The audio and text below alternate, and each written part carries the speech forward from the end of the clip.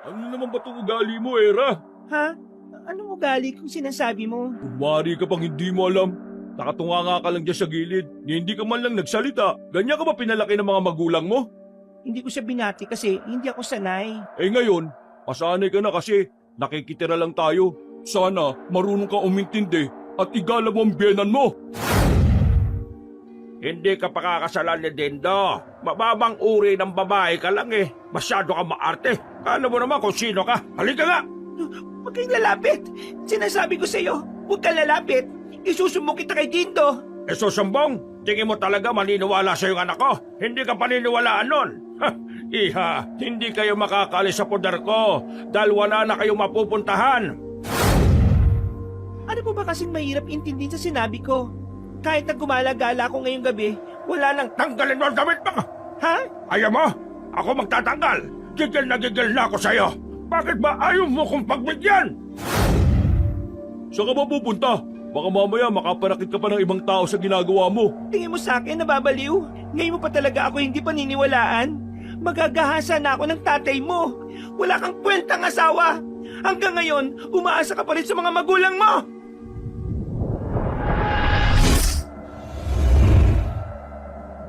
Kahit nalabag sa kalooban ni Era na manirahan sa bahay ng kanyang biyenan, ay wala siyang nagawa. Sa kanilang dalawa kasi ng kanyang asawang si Dindo, ang lalaki ang laging nasusunod. Wala siyang boses pagdating sa pagdedesisyon. Para siyang nakakulong sa lumang sistema na kung saan ang lalaki lang ang laging masusunod pagdating sa pag-iisip kung ano ang mas makakabuti para sa kanila. Pagod na si Era sa ganoong klase ng sistema pero tinitiis na lang niya. Mahal niya kasi si Dindo at kahit na madalas ay masama ang ugali ng kanyang asawa, tinitiis na lamang niya. Wala na rin naman kasi siyang mapupuntahang ibang tao. Matagal na siyang walang pamilya. Sa katunayan, uli lang lubos na siya. Kung hindi niya naging customer si Dindo sa club sa Maynila, baka kung sino-sinong lalaki pa rin ang lagi niyang kinakausap. Kahit na ang trabaho niya noon ay nasa lugar ng maraming ilaw, kay Dindo niya lamang ibinigay ang kanyang pagkabirhen. Pero sa kasamaang palad, hindi naniwala sa kanya si Dindo na siya ay birhen pa nung una silang nagtalik. Sa ngayon, nagtataka pa rin si Era kung ano nga ba ang nakita niya sa binata. Gayong habang tumatagal, mas lumilitaw na ang kasamaan ng ugali nito. Sa isip-isip niya, marahil dala na rin ng masyadong pagiging uhaw sa pagmamahal, kaya akala niya noon pagmamahal pa rin ang binibigay ni Dindo sa kanya. Dindo, hindi naman ba nakakaya na makikitira tayo sa papa mo ngayon? Eh alam mo naman, marami din tayong gastusin. Baka mamaya makabalat, maging pabigat pa tayo sa kanila. Anong tingin mo sa akin? Hindi magtatrabaho. Meron na akong papasukan. Hindi naman ako papayag na pumunta rito kung wala. Iniisip ko lang kasi na baka hindi sanay ang tatay mo nakasama tayo. Kasi di ba dapat, nakabukod na tayo kasi nag-live-in na tayo. Ano na naman ba to? Sabihin mo na lang kasi kung ayaw mo rito. Eh di umuwi ka na lang sa Maynila. Tingnan natin kung may madat ng kapang tirahan dun. Dami mong sinasabi, di ka na lang makisama eh. Naiintindihan mo bang sitwasyon natin? Wala tayong pera. Sa halip na nagbabayad tayo ng upa sa bahay, itatabi na lang natin yon kasi libre naman ang pagtira natin kay Papa eh. Mag-isip-isip ka nga, Era. Bakit ka ba nagagalit? Nagsasabi lang naman ako. Palagi ka na lang nakataas ng boses sa akin. Hindi ka naman dating ganyan eh. Hindi talaga ako dating ganito. Kasi dati, wala pa tayong ibang iniintindi kundi yung landian lang nating dalawa. Ikaw naman kasi itong nagsabi na mag-live-in tayo, di ba? O ayan, mas sumirap ang buhay natin. Ngayon magtataka ka na nagbago ugali ko. Eh sino ba matutuwa sa ganitong buhay? Buti sana kung may trabaho ka at natutulungan mo ko.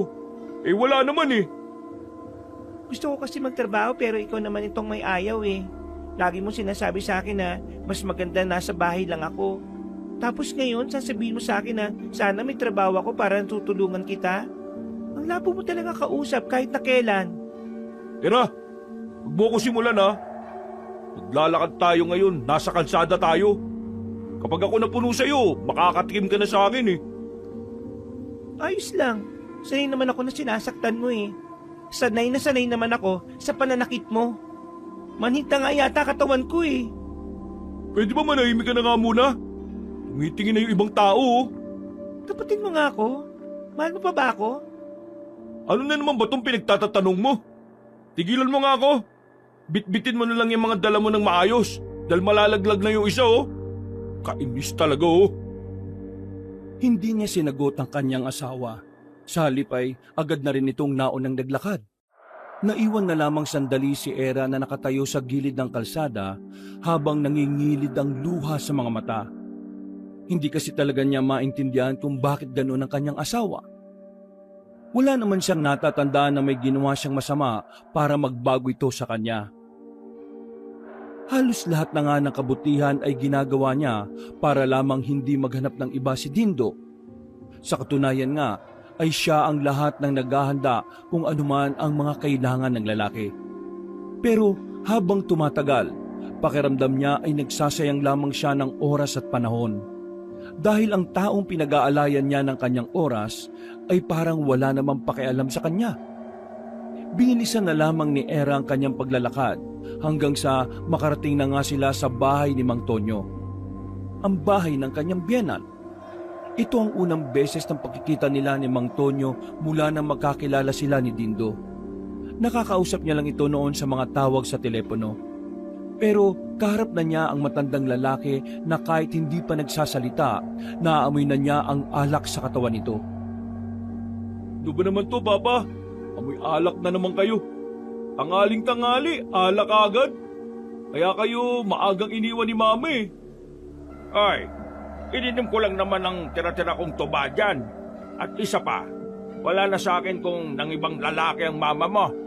Ang mahalaga sa akin, maghahanap na ako ng ibang babae.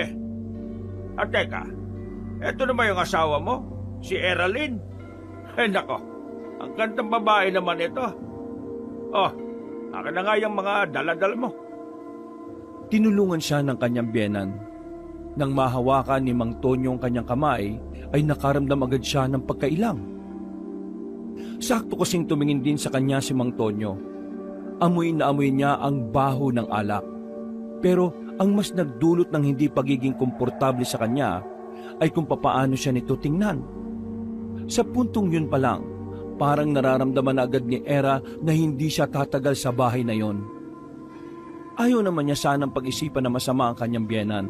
Pero iba talaga ang takbo ng kanyang utak. Ang mabuti pa, pumasok na muna kayo sa loob. Ako naman lalabas lang at hahanap ng makakain ninyo. Hindi kasi ako nakapagluto eh. Ikaw naman kasi din to. Bigla-bigla ka namang darating. Hindi ka naman nagsasabi kagad. Eh kahit naman magsabi ako, hindi mo naman laging hawak ang cellphone mo eh. Mas madalas mo pang hawak yung baso ng alak. Natawa na lamang si Mang Tonyo, habang si Era naman ay nakatayo lang sa gilid. Bago makalabas ng bakuran na matanda, tumingin pa ito kay Era. Nakangiti ito sa kanya, pero iba ang pakiramdam ni Era sa ngiting yon. Hindi niya maipaliwanag, basta hindi siya komportable. Pumasok na lamang sila sa loob para ilagay sa magiging silid nila ang kanilang mga gamit. Mga ilang sandali lang ay iritado na naman siyang kinakausap ni Dindo kahit wala naman siyang ginagawang masama. Ano naman ba itong ugali mo, Era? Ha? Anong ugali kung sinasabi mo? Kunwari ka pang hindi mo alam. Magtatanong ba ako kung alam ko? Ang bastos mo! Di ka man lang bumati kay Papa pagdating natin. Nakatunga nga ka lang dyan sa gilid. Hindi ka man lang nagsalita. Kahit isang hello o kaya magandang tanghali, wala. Ganyan ka ba pinalaki ng mga magulang mo? Hindi lang kasi ako sanay na makipag-usap sa ibang tao. Kasalanan mo rin naman. Kung hinayaan mo lang sana ako makapagtrabaho eh di sana nasanay ako sa mga tao. Lagi na lang ako nasa bahay, walang kausap. Ikaw lang ang nakakausap ko lagi pag galit. Naku, huwag mong ibahin ang usapan, Era ha. Nandito tayo sa pamamahay ni Papa kaya matuto kang gumalang. Marunong naman akong gumalang eh. Hindi lang nakabati sa kanya kanina, ibig sabihin ba nun masama na akong tao? Hindi ko siya binati kasi hindi ako sanay. Eh ngayon, pasanay ka na kasi nakikitira lang tayo. Sana marunong kang umintindi. Bumuntong hininga na lamang si Era. Hindi na lamang niya pinatulan pa si Dindo dahil ayaw rin naman niyang masaktan ulit. Kilala niya ang lalaki. Kapag napipikon nito, otomatikong nakakatkim siya ng pananakit. Makalipas ang ilang sandali, ay nabalik na rin ang matandang lalaki. May daladala na itong ulam at kanin. Sabay-sabay silang kumain ng mga sandaling yon. Habang nasa hapagkainan sila, palihim na pinagmasdan ni Era matanda. Inaalam niya kasi kung ano ba talaga ang mali sa kanyang biyenan. Nakikita niyang tila normal lang naman itong nakikipag-usap sa kanila. Sa isip-isip niya, baka masyado lang siyang nagiging mapanghusga. Kaya kinabukasan, sinubukan na niyang kalimutan ang mga nararamdaman niya. Aniya, kailangan niyang makibagay gaya na nga ng sinasabi ni Dindo sa kanya. Dakong 10:00 ng umaga, maagang umalis ng bahay ang lalaking si Dindo. Si Era at Mang Tonyo lang ang naiwan sa bahay. Habang abalang naghahanda ang babae ng kanilang iluluto, si Mang Tonyo naman ay nasa bakuran lang. Pinagkakaabalahan naman ang mga alagang manok. Habang meron na namang isang baso ng tuba na nakahanda, binilisan na lamang ni Era ang ginagawa niya. Maya-maya ay nagulat na lamang siya nang pumasok na rin ng bahay si Mang Tonyo. Sumandal ito sa pintuan. Alam mo, Eralyn, hindi ko maintindihan na bakit sa dami ng lalaki sa mundo, napagtisan mo yung anak ko. Parumbado na, siraulo pa yan. Hindi ka ba niya sinasaktan? Hindi naman po. Maayos naman po kasi ang samahan namin eh. Kahit na halatang halata naman ang ilang pasa sa kanyang braso ay nagkailan na lamang siya. Ayaw niya kasing masira ang imahe ng kanyang asawa sa sarili nitong ama.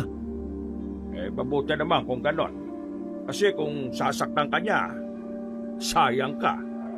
Ang ganda-ganda mo pa naman. Ang sexy. Kahit hindi ka magsuot ng mga hapit na suot, kitang-kita naman kung gaano ka ka-sexy. Ay nako, hindi ka na pakakawalan ng anak ko. Kahit ako naman na maging asawa mo, siguradong araw-araw akong gaganahan sa buhay, lalo na sa gabi. Sa puntong ito, hindi na may paliwanag ni Era ang kanyang nararamdaman. Hindi niya kasi nagustuhan ang huling sinabi sa kanya ni Mang Tonyo, pero mas pinili na lamang niyang hindi pansinin. Bumuntong hininga na lamang siya at itinuon ang atensyon sa ginagawa. Pero mukhang hindi pa talaga tapos ang matandang lalaki sa pang-iistorbo sa kanya. Naglakad ito sa likuran niya. Hindi niya alam kung nasagi lang ba ng biyena niya ang kanyang puwet o sadya nitong hinawakan yun. Yeah, tingin ko mas gaganda ka kung magsusot ka ng naaangkop sa suot ng isang asawang babae. Lalo na kung gabi. Kasi 'di ba, ang trabaho ng mga misis sa gabi, paligayahin ang kanilang mga mister. Ganon ang gawin mo para mas lalong mabaliw sa'yo si Dindo. Ganun po ba? Hindi na nagsalita pa si Era habang abala siya sa kanyang ginagawa. Pakiramdam niya ay pinagmamasdan ng kanyang biyena ng likuran niya, partikular na sa kanyang bandang puwet. Kahit hindi siya komportable, sinubukan na lamang niyang hindi ito pansinin. Maya-maya, nagpaalam siya saglit para bumili lang ng toyo sa labas. Malapit lang naman daw ang tindahan, kaya hindi na nag-utos pa si Era. Isa pa, hindi rin naman kasi siya sanay na mang-utos kung kaya naman niyang gawin. Mas sanay pa siya na siya ang inuutusan. Habang naglalakad patungo sa tindahan, aksidenteng nagkalaglagan ng mga hawak na barya ni Era. Nang pupulutin na niya yon, isang lalaki ang tumulong sa kanya. Nagkauntugan pa silang dalawa. Aray ko naman. Ay, pasensya ka na. Mas maigi nang ako nang dumampot ng mga baryang nahulog mo kaysa iba. Baka mapahama ka pa eh. Paano mapapahamak? Marami bang masamang loob dito sa inyo? Hindi ka maniniwala kung sasabihin ko sa'yo pero ito lang ang tatandaan mo. Dahil bago ka lang dito, mainit ka sa mga mata nila. Kaya mag-iingat ka sa mga taong makakausap mo, ha? Hindi dapat pala mag-ingat din ako sa'yo. Kasi hindi naman kita kilala eh. Oo, ganun na nga. Pero sinisiguro ko naman sa'yo na hindi ako masamang tao. Kung tutuusin, ako pa ang magliligtas sa'yo sa sinasabi kong kapahamakan. Teka, sandali nga. Anong kapamakan ba yung sinasabi mo? Hindi kita maintindihan eh. Taga Maynila ako. Hindi uso sa amin ng mga ganyang salita. Ang naririnig ko sa amin madalas, salvage. Maniniwala ka ba kung sasabihin ko? Paano natin malalaman kung maniniwala ako kung hindi mo naman sasabihin? Meron kasing isang matandang lalaki na nag-iikot dito sa lugar namin. Walang nakakakilala sa kanya. At ako lang nakakaalam kung ano siya. Meron siyang binibigay na tuba. At kapag ininom mo yon, magiging aswang ka. Ano? O di ba? Hindi ka naniniwala? Paano magiging aswang yun? Tuba lang naman ang binibigay niya. Basta, sakaling may makita kang matandang lalaki na puti na ang buhok, pero malakas-lakas pa ang pangangatawan, wag na wag kang tatanggap ng kahit na anong pagkain o inumin mula sa kanya, lalong-lalo ng tuba. Aalis na sana ang lalaki, pero hinawakan niya ito sa manggas ng damit. Minukaan niya ang binata. Wala na sana siyang balak alamin kung ano ang pangalan nito, pero kapag natingin siya sa mata ng binata, parang may kung anong bagay ang tumutulak sa kanya para kilalanin ito. Anong pangalan mo? Anjo. Anjo ang pangalan ko. Era naman ang sa akin. Naglakad na rin palayo ang binata. Napapailing na lamang din si Era. Hindi niya maintindihan ang sarili kung bakit niya nagawang itanong yun sa lalaki. Pakiramdam niya tuloy, nagtataksil siya kay Dindo kahit wala naman siyang ginagawang masama. Gusto niya lang talagang makipagkaibigan. Pakiramdam niya kasi ay mas lalo siyang mababagot kung wala siyang ibang kakilala sa lugar na yon. Bumili na lamang siya ng toyo. Pagkatapos ay agad na rin naman siyang bumalik sa bahay. Naabutan niya pa rin naroon si Mang Tonyo, ang kanyang biyena na grabe kung makatingin sa kanya. Kulang na lang ay sumuot yon sa ilalim ng kanyang palda. Hindi na lamang niya pinansin. Tinapos na lang niya ang kanyang niluluto. Makalipas ang ilang oras ay sumapit na rin ang kinagabihan. Wala pa si Dindo. Umalis naman ang bahay si Mang Tonyo. Dahil wala siyang makausap doon, naisipan na lamang niyang lumabas at maglakad-lakad. Marami-rami pa namang tao sa labas. Kaya tingin niya ay ayos lang namang maglakad kahit siya lang mag-isa. Sa kanyang paglalakad, nakarating siya sa isang malawak na bakuran. Gabi na pero nakikita niya ang mga batang naglalaro doon. Para kasi yung playground na kung saan madalas itong tambayan ng mga bata kahit gabi na. Akala ko kapag probinsya, 6:00 pa lang nasa loob na ang mga tao. Kaya anong ginagawa ng mga batang ito rito? Nagtataka na lamang siya. Ipagpapatuloy na lamang sana niya ang paglalakad nang biglang muntikan na niyang mabunggo ang isang matandang lalaki. Puti na ang buhok nito pero malakas-lakas pa rin. Bago ka lang ba rito, iha? Opo. Bakit po? Ano pong kailangan nyo? Wala naman. Hindi ka kasi pamilyar sa akin kaya ako naitanong.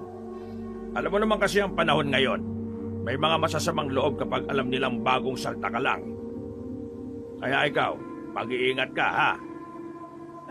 Maraming salamat po sa paalala. Ay siya nga pala. Umiinom ka ba ng alak? May ibibigay kasi sana ako sa iyong inumin ha. Ay, hindi po. Hindi po ako nagiinom. Hindi pa po ako nakakatikim ng alak kahit na kailan. Bigla na lamang naalala ni Era ang sinabi sa kanya ng binatang si Anjo.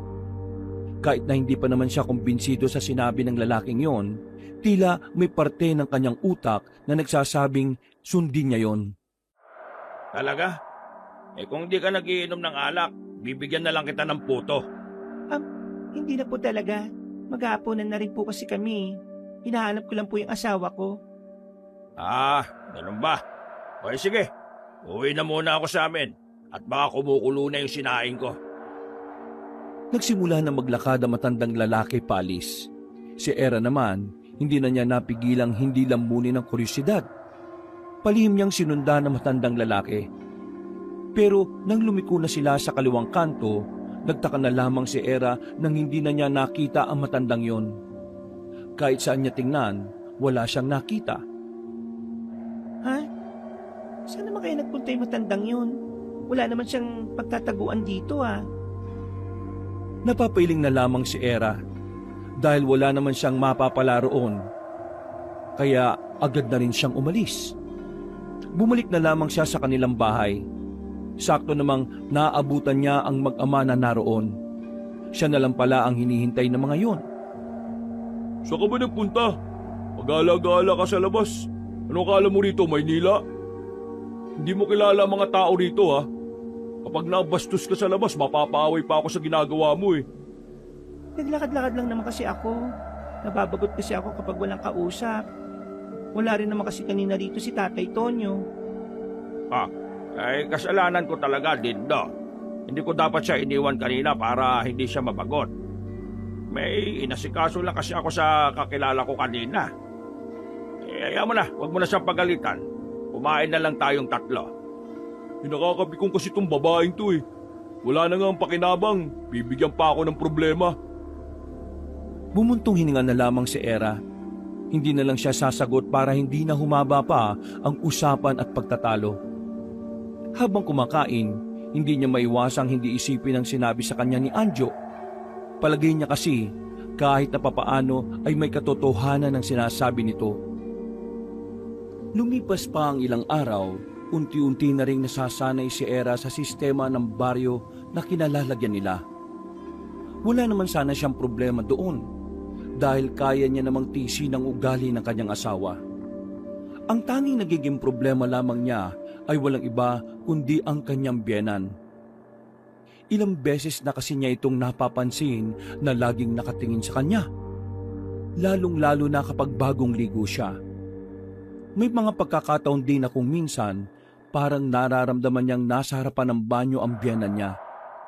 Iniisip na nga niya na sabihin na kay Dindo ang nararanasan niya pero wala siyang lakas ng loob. Kahit kailan kasi, hindi naman siya pinakinggan ng lalaki. Kaya palagay niya malabong maniwala sa kanya si Dindo. Baka mas lalo pa siyang mapasama. Manang, 1 kilo nga po nitong pusit. Nasa palengke ngayon ng dalaga para mamili ng kanilang pananghalian. Mula nang manirahan siya sa poder ng kanyang biyenan, siya na rin ang naging tagaluto. Talagang nagiging responsibilidad na niya ang mga gawaing bahay dahil madalas siya lang naman ang naiiwan. Ano, kumusta? Wala bang nanggugulo sa'yo? Napalingon ng dalaga sa gilid nang marinig ang tinig na yon ng lalaki. Nakita niya si Anjo na may mga dalang plastik ng gulay. Hindi ito nakatingin sa kanya. Namimili lang ito ng isda. Ayos lang naman ako. Mas pinili na lang niyang hindi na muna sabihin sa binata kung ano man ang nararanasan niya tungkol sa matanda. Iniiwasan na rin kasi niyang magkaroon pa sila ng pag-uusap. May nakapagsabi kasi kay Dindo na meron siyang nakausap na ibang lalaki noong nakaraang araw. Kilala niya pa naman ang kanyang kinakasama. Masyado itong siloso pagdating sa ibang lalaki. Nung nakaraan, yung matandang sinasabi ko sa'yo, munti ka na niyang mabiktima yung kapatid ng kaibigan ko. Kaya ikaw mag-iingat ka. Mas nilalapitan niya yung mga taong walang kamalay-malay sa mga ganoong bagay. Tumungo na lamang ang dalaga. Hindi na siya sumagot. Nagmamadali na siyang umalis. Kahit gustuin man ni Era na kausapin si Anjo, kahit gusto niya itong maging kaibigan, kailangan niyang dumistansya. Lalo na't hindi lang si Dindo ang pumupuna sa kanya. Maging ang kanyang biyenan na rin na si Mang Tonyo. Umuwi na lamang ng bahay si Era. Itinoon na lamang niya ang atensyon sa pag-aasikaso. Nilinis niya ang buong bahay matapos niyang makapagluto. Kahit hindi niya rin gawain na mag-igib ng tubig at magsibak ng kahoy, tinapos na rin niya para wala nang masabi ang kanyang tinuturing na asawa. Dakong 4:00 ng hapon, nakatulog na ang babae sa sobrang pagod. Hindi na niya namalaya na sa sala pala siya nahiga. Wala siyang kaalam-alam. Pinagmamasdan na pala siya ni Mang Tonyo. Ang mga mata ng matanda ay malayang gumagala sa kabuuan ng babae. Para bang kulang na lang ay hubaran na niya ito. Nang magising si Era, naaktuhan niyang hawak-hawak na ng matanda ang kanyang hita habang nakaupo ito sa paanan niya. Napabalikwas ang dalaga. Agad siyang dumistansya sa matanda. Ano pong ginagawa niyo? Wala. Bakit? Ano bang ginagawa ko? Bakit kayo nakahawak sa hita ko? Bakit? Hindi ba pwede hawakan? Makinis at maputi ang hita mo eh. Masarap hawakan. Anong masama na natutuwa lang ako sa legs mo? Sa puntong ito, tila nag-uumapaw na ang takot ni Era sa kanyang sistema. Pakiramdam niya may gagawin sa kanyang masama ang matandang lalaki. Hindi rin siya mapakali sa tingin nito sa kanya. Sobrang lagkit at nagnanasa. Hindi po tama ang ginagawa niyo. Hindi ko ho kayo asawa para hawakan ang pribadong parte ng katawan ko. Anong pribado? Litaw na litaw ang hita mo eh. Paano naging pribado yan? Isa pa, hindi pa naman kayo kasal ng anak ko. Kaya hindi ka pa niya pag-aari. Ibig sabihin, kahit na sino ay maaaring humawak sa katawan mo. Kaya iha, habang wala pa si Dindo pwede bang pahawak ako ulit ng... Hindi na nakapagpigil pa si Era. Nasampal na niya ang kanyang biyenan. Sa lakas ng kanyang sampal, nanlaki ang mga mata ni Mang Tonyo dahil sa gulat. Nakahawak lamang ito sa kanyang kamay. Hindi makapaniwala na nagawa yun ni Era. Seryoso ka ba? Sinampal mo ang taong nagpapatira sa'yo rito? Wala po kayong karapatan na bastusin ako, kahit ikaw pa ang may-ari ng bahay na ito. Kinakasama ako ng anak niyo. Balang araw ay ikakasal na rin kami. Kaya sana, matuto kayong lumispeto sa pagkababae ko. Hindi ka pakakasalan ni Dindo. Mababang uri ng babae ka lang eh. Mataas ang ambisyon ng anak ko. Kaya huwag kang umasa. Pasalamat ka pa nga kasi nagiging interesado ako sa iyo eh. Masyado ka maarte. Kala mo naman kung sino ka. Halika nga! Huwag kayong lalapit. Sinasabi ko sa iyo, huwag kang lalapit. Isusumbong kita kay Dindo. Susumbong? Tingin mo talaga maniniwala sa yung anak ko? Hindi ka paniniwalaan nun. Iisipin pa nun, gumagawa ka lang ng kwento para makaalis na kayo rito. Iha, hindi kayo makakalis sa poder ko dahil wala na kayong mapupuntahan. Isusumbong kita sa mga pulis. Ipapakulong kita. Isusumbong mo naman ako ngayon sa pulis. Nagpapatawa ka yata. Nakita mo ba yung mga dumalaw na pulis nung nakaraan? Mga pinsan ko sila. Tingin mo, hahayaan nilang makulong ako? Malakas ako sa mga yon. Nung mga sandaling yun, ay tila nawawala na ng pag-asa ang dalaga. Pakiramdam niya, wala rin namang mangyayari kahit na magsumbong siya sa kung kanino. Bukod kasi sa wala naman siyang kakilala roon, halos lahat ng namumuno roon ay kasanggang dikit ni Mang Tonyo. Huwag mo nang tangkay magsumbong pa sa anak ko dahil ikaw lang din naman ang magkakaproblema, Eralen. Napakahayop nyo. Paano nyo nagagawa ang ganito? Paano nyo nagagawang pagnasaan at pagsamantala ng dapat anak na rin ang turing ninyo? Paano? Hindi ko rin alam. Basta noon pa lang kahit sa larawan pa lang kita nakikita pakiramdam ko may dapat akong tikman. Hindi na natispan ni Era ang kanyang sarili. Lumabas na siya ng bahay. Muntikan pa siyang madapa ng tangkay niyang bilisan ng kanyang takbo. Sa mga oras na yon, wala siyang tsak na direksyon.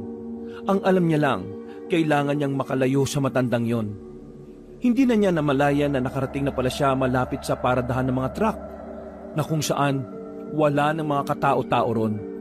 May natatanaw lang siyang bukod tanging bahay na nasa bandang dulo. Lumapit siya roon at saka umupo sa harapan ng bakuran. Nanginginig ang kanyang mga kamay. Namumutla sa takot. Pinagpapawisan siya ng malamig. Parang kaunting-kaunti na lamang ay hihimatahin na siya. Isang matandang babae ang lumabas ng bakuran at nilapitan siya. Nag-alala ang mukha ng matandang babae At tila sa mga oras na yon, nagkaroon ng kagaanan ng loob si Era dahil meron siyang kasama kahit na papano. Iha, ayos ka lang ba? Ano nangyayari sa'yo? Bakit ka nanginginig? May humahabol ba sa'yo? Hindi sumagot ang dalaga, pero agad siyang lumapit sa matandang babae at hinawakan niya ang kamay nito. Umiyak lang siya ng umiyak na parabang kilala niya ang nasa harapan niya. Iha, kumalma ka. Hindi kita matutulungan kung hindi mo sasabihin sa akin kung anong nangyayari sa iyo. O siya, halika na nga muna. Pumasok ka sa bahay ko at pakakalmahin kita. Halika. Nanlalambot ang kanyang tuhod, kaya inalalayan siya na matanda.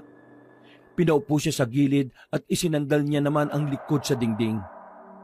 Mga ilang sandali lang, nakabalik na ang matandang babae na may dala ng mainit na sabaw ng nilagang baka. Eto, inumin mo na muna yan at nang kumalma ka. Sinunod ni Era ang sinabi nito.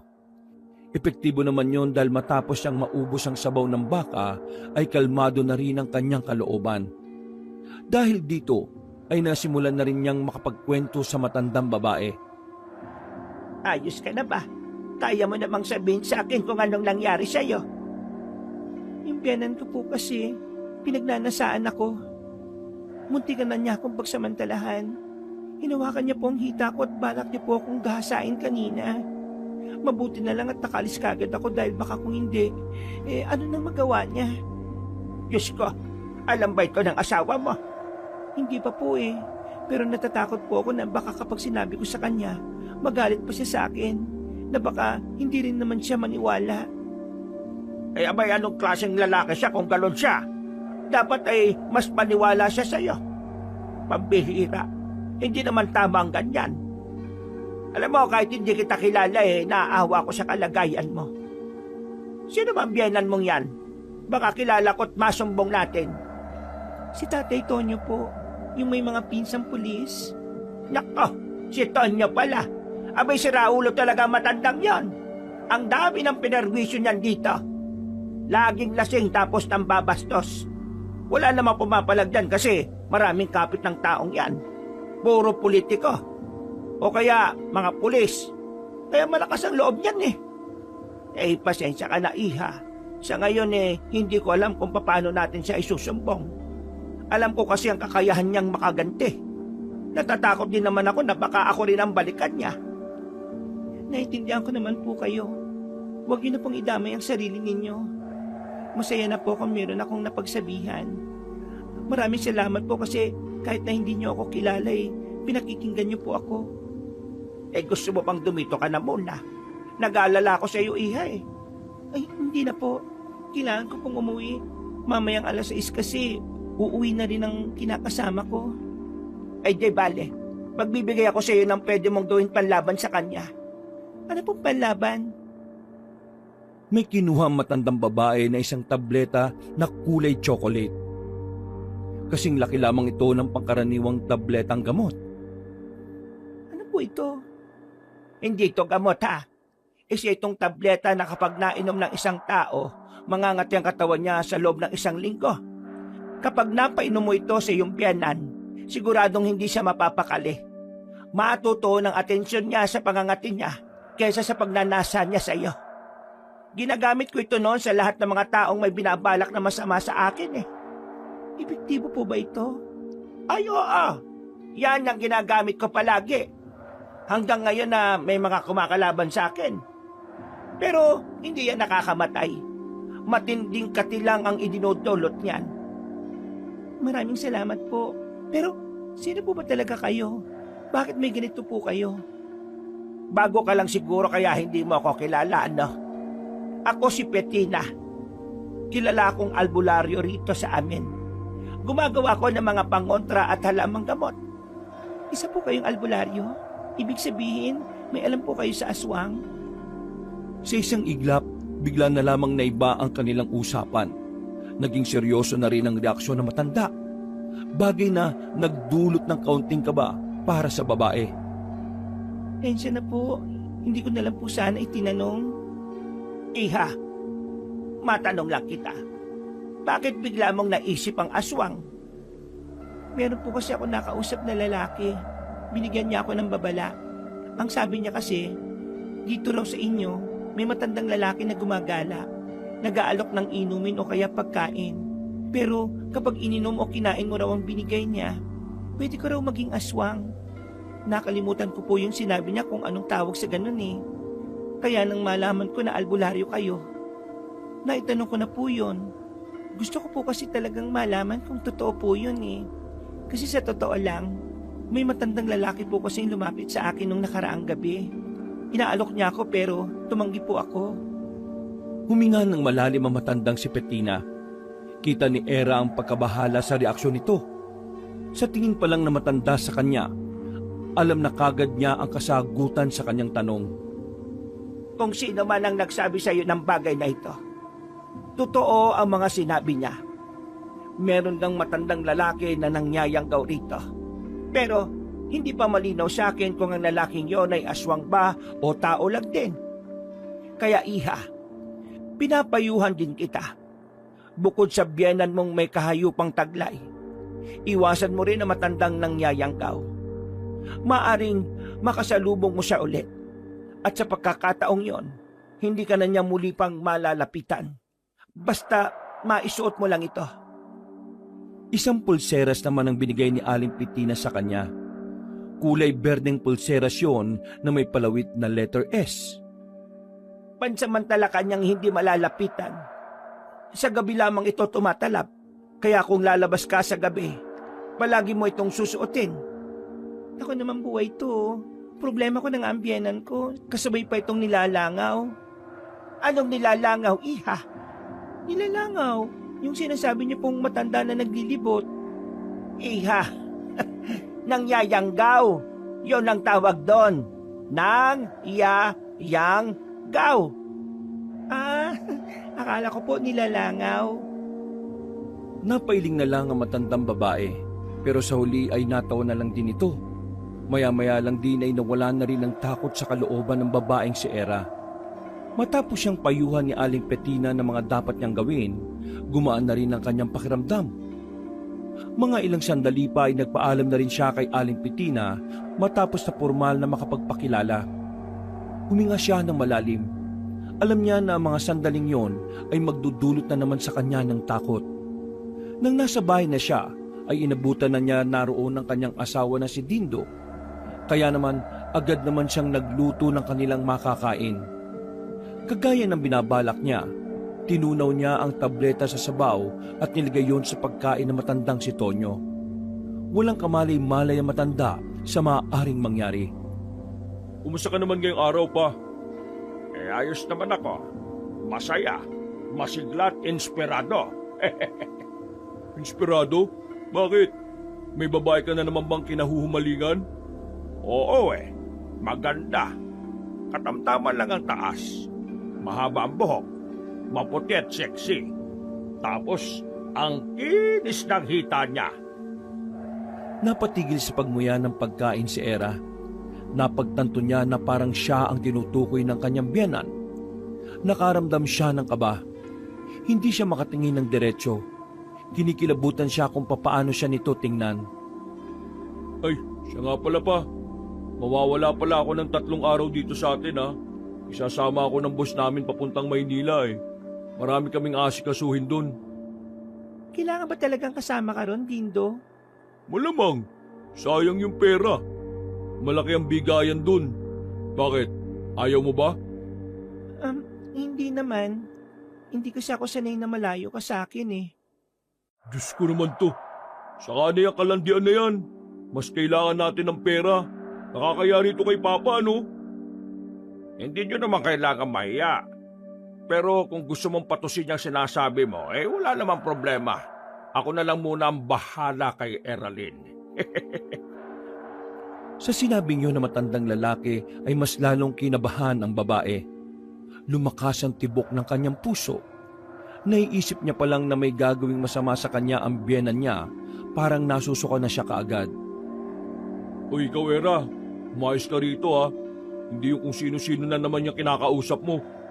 Malaman ko lang na may lalaki ka rito, baka mabugbog kita. Hindi na lamang nagsalita si Era. Hinayaan na lamang niyang mag-usap ang mag-ama. Hindi niya manguya ng maayos ang pagkain niya. Natatakot siya. Nababahala siya na baka kapag wala ang kanyang asawa, magtagumpay na ang binabalak ni Mang Tonyo. Pero matapos nilang kumain, nakita niyang naging epektibo na ang tabletang ginamit niya. Kamot ng kamot ang matandang si Tonyo. Hindi na ito mapakali.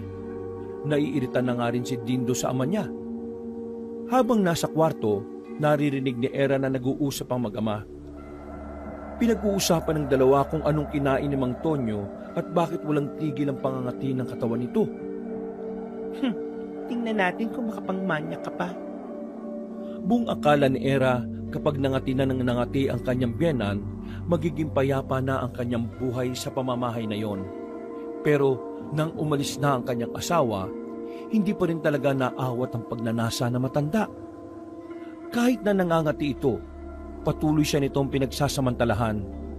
Kung minsan, bigla-bigla na lang hinahawakan ni Mang Tonyo ang kanyang bewang. May pagkakataon ding pinapalo ni Mang Tonyo ang kanyang puwet. Isang beses habang nasa bakuran sila, inamoy ng matandang si Tonyo ang kanyang buhok. Agad namang dumistansya ang dalaga. Gabi na nun, kaya nag-aalala ang dalaga na baka walang makakitang kung anuman sa binabalak sa kanya ng biyenan. Hindi ka ba matitigil sa kamanyakan mo? Nangangati ka na't lahat-lahat eh. Ganyan ka pa rin? Grabe ang kademonyoan mo. Malakas ang pagkakasabi ni Era kaya naman agad na kinuha ni Mang Tonyong itak at tinutok yun sa kanya. Hoy, hinaan mo ang boses mo, tatagayin kita nito. Natakot ang babae. Hindi na ito nakapalag pa. Napahawak na lamang si Era sa bakod. Alam mo kung bakit ako nangangati? Kasi kailangan mo kong kamutin. Kailangan kong magpakamot sa iyo, total, narito ka naman. Hindi. Hindi mangyayari ang gusto mo. Hindi. Kadiri ka. Lalapit na sana matandang si Tonyo sa dalaga nang biglang mapalingon sila sa labas ng bakuran nila.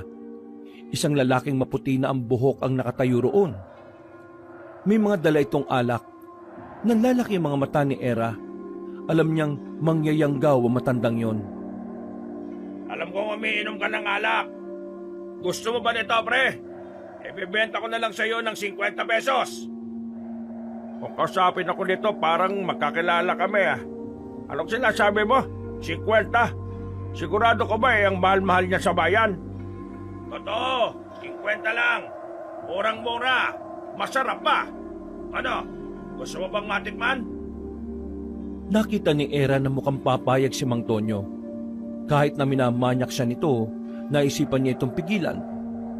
Inisip niya kasi na kapag naging aswang si Mang Tonyo, ay mas lalong magiging kalbaryo ang buhay niya sa poder nito. Kahit hindi pa naman siya 100% naniniwala sa Yanggao, hindi siya nagdalawang isip na lumapit at pigilan ng kanyang biyenan. Huwag mo tikman ng alak na yan. At bakit naman hindi? Eh murang-mura na nga ito. Oo nga naman. Bakit ka ba nakikialam? Sunod-sunod ka na nagiinom. Halos araw-araw. Nag-aalala ko na baka magkasakit ka na. Sukang-suka si Era nang sabihin niya yon. Kahit nalabag yon sa kalooban niya, kailangan niyang sabihin yon para mapigilan niya lang ito. Pasensya ka na, merong nag-aalala eh. Sige na, sa iba ka na lang mag-alok ng ganyan, pare. Sige. Wala namang problema eh. Tumingin ng masama ang matandang mangyayanggaw kay Era, pero naglakad na rin ito papalayo. Nang mawala na matandang yon, hinawakan naman ni Mang Tonyo ang magkabilang balikat niya. Kunwari ka pa, may gusto ka rin naman pala sa akin eh. Kilabutan ka nga sa mga sinasabi mo. Ginawa ko lang yun dahil kapag nagkasakit ka, makukonsumi si Dindo sa'yo. Diyos ko, huwag ka na nga magkaila. Wala namang mawawala sa'yo kung aaminin mo lang ang totoo eh. Hindi umubra ang kamanyakan ni Mang Tonyo ng mga sandaling yon.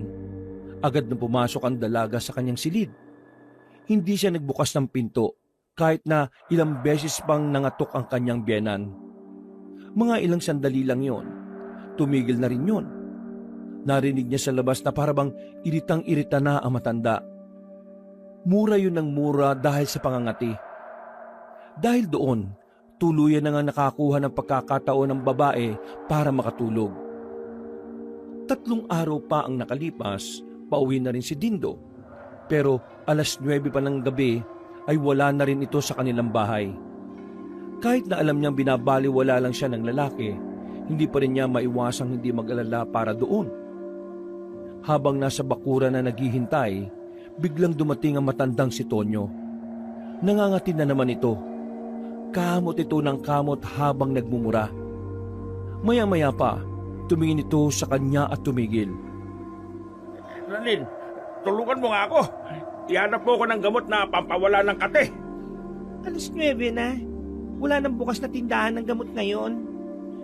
Matitis mo bang makita lang ako? Nung kasing malugang ka, hirap na ako. Hindi pa naman kami kasal ni Dindo, hindi ba? Kayo na rin po ang nagsabi.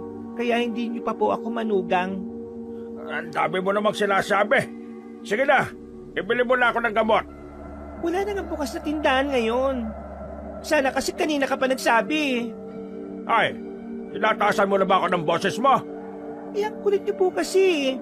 Halika nga rito. Bigla siyang hinablot na matandang lalaki at saka dinala sa loob ng bahay.